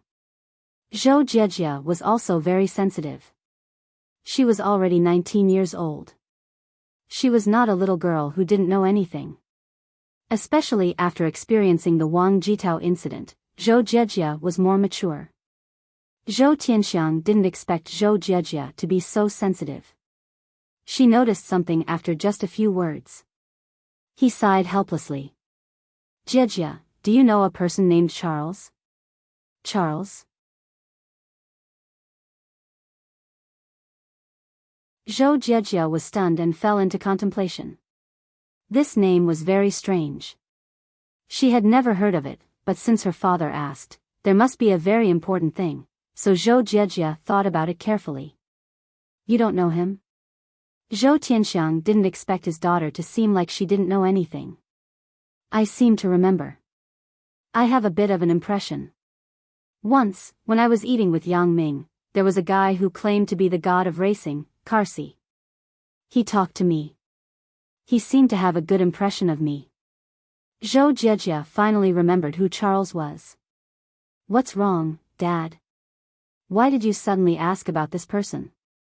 Sure enough, he really knows you. Zhou Tianxiang finally confirmed it. Jie, your mother will rely on you to take care of her in the future. Dad, what are you talking about? Why are you so weird? Zhou Jie listened in confusion. What do you mean that my mother will rely on me to take care of her in the future? What about me? Nothing. Zhou Tianxiang was most reluctant to part with his baby daughter. He didn't love her much since she was a child. Zhou Tianxiang still wanted to do his duty as a father after a few years of retirement, but now, he was afraid that he couldn't. Dad, you must have something. Tell me, what's going on? Zhou Jie said anxiously. Nothing. It's really nothing. Okay, Dad just wants to hear your voice. Zhou Tianxiang was afraid that he couldn't help but cry, so he quickly said, okay, that's it, Dad, does Mom know? I will call Mom now. How could Zhou Jie just let it go? She wasn't stupid. She realized that something must have happened. Okay. Zhou Tianxiang finally nodded. He felt that it was necessary to let his daughter have the right to know. After all, his daughter would ask for the truth when she called her mother. It was better for him to talk to his daughter. You say it quickly. Seeing that her father had relented, Zhou Jie also breathed a sigh of relief and held the phone tightly. In fact, Dad is abroad, not doing business. Zhou Tianxiang said, instead, I am working as a butler for an assassin group. They are engaged in some assassination business. I am the butler of this family, responsible for some complicated affairs. If it goes well, in a few years, the family's master will see that I have worked hard for half of my life. Maybe he will allow me to retire safely. But now, I'm afraid it won't work. Why? Dad, did you do something wrong? Zhou Jie was shocked. Although she was very shocked that her father was actually working for an assassin group, Zhou Jie's current psychological endurance was much greater. She didn't ask too many questions. After all, she didn't think that her father would lie to her at this time. I have to talk about it bit by bit. Zhou Tianxiang said, that Charles is actually the young master of the family that I work for, the Charles family. I don't know how he went to Songjiang to meet you, but according to the master, he fell in love with you at first sight, so the master came to me today to propose marriage. He wants you to marry him, and gave me two choices. He asked me to give him an answer before tonight, either you marry his son, Charles. Do you want it? Then I will pack up and leave the Charles family. Then just quit. Isn't it great that you come back and be with your mother? Zhou Jiejia didn't understand why her father was worried. Isn't this a good thing? Moreover, that Charles is actually the young master of the family that my father works for. Isn't this too amazing? Zhou Jiejia was a little confused, but it seems that Charles seems to be afraid of Yang Ming, right? Then, what is the identity of Yang Ming? Zhou Jiejia had some doubts about Yang Ming's other identities, but she had never asked because she felt that it was unnecessary. She liked Yang Ming. No matter what Yang Ming did or what identity he had, he was still Yang Ming after all. He was the person she loved, so Zhou Jiejia didn't ask much. But now things were getting more and more complicated. Zhou Jiejia inevitably thought of Yang Ming unnaturally. How can it be so simple? Zhou Tianxiang sighed and said somewhat helplessly, I know too many secrets of the Charles family, and this time, I'm going against them. I'm not retiring peacefully. I can feel the anger in the master's eyes. I'm afraid that once I leave this time, the assassin will be dispatched to kill me. Zhou Jiejia frowned. If it is really like what my father said, then it is a big deal. Is there no room for maneuver? Zhou Jiejia didn't like that Charles at all. It was impossible for her to marry Charles, but she was also worried about her father's safety. For a time, Zhou Jiejia was in a dilemma. Don't worry, Jiejia. Dad won't force you to do anything. It's just that Dad may not be able to wait until the day of your wedding. I can't watch you put on the wedding dress. Speaking of this, Zhou Tianxiang's voice was a little choked. He was afraid that he couldn't control his emotions, so he quickly said, Okay, Jiejia, Dad wishes you happiness. After that, Zhou Tianxiang hung up the phone.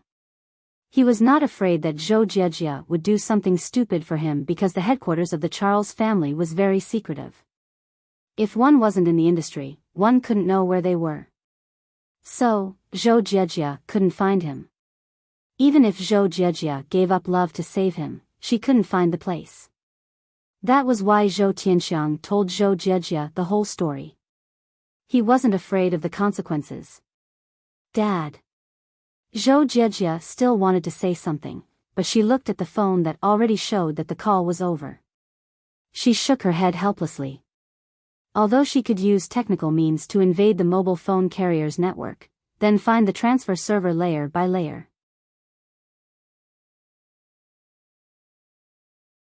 Finally, she determined the number of the call, but it would take a long time. Her father said that she had to give an answer tonight. In such a short time, even if Zhou Jiejia was a master hacker, she couldn't achieve it. Zhou Jiejia sighed and walked back to the room with a heavy heart. She wanted to call her mother, but she also knew that her father would definitely continue to talk to her mother at this time. Jiejia, you're back? Just now, Yang Ming asked why you were gone for so long. He missed you. Chen Mengyan saw Zhou Jiejia come back and couldn't help but tease. Oh, Zhou Jiejia smiled very reluctantly. Jiejia, what's wrong with you? Chen Mengyan saw that Zhou Jiejia's smile was very unnatural and asked with some doubts. Nothing. Zhou Jiejia didn't want everyone to chat because of her emotions during this happy time. Jiejia, who called you just now? What happened? Yang Ming was the best at observing people's expressions. Although it was far away, he still saw Zhou Jiejia's emotional loss from the camera. No, nothing. Zhou Jiejia smiled awkwardly. I just feel a little uncomfortable, Jiejia, you look a little absent-minded now. This lie is really not true. Yang Ming frowned. Now that everyone is a family, is there anything you can't tell me? Under Yang Ming's questioning, Zhou Jiejia could no longer control her emotions. Her tears fell involuntarily. Yang Ming, can you save my father, your father? What happened to your father? Yang Ming was stunned and asked immediately, You're tuning in to the Romantic Tales YouTube channel. Don't forget to subscribe and join us on this journey to catch the most captivating stories.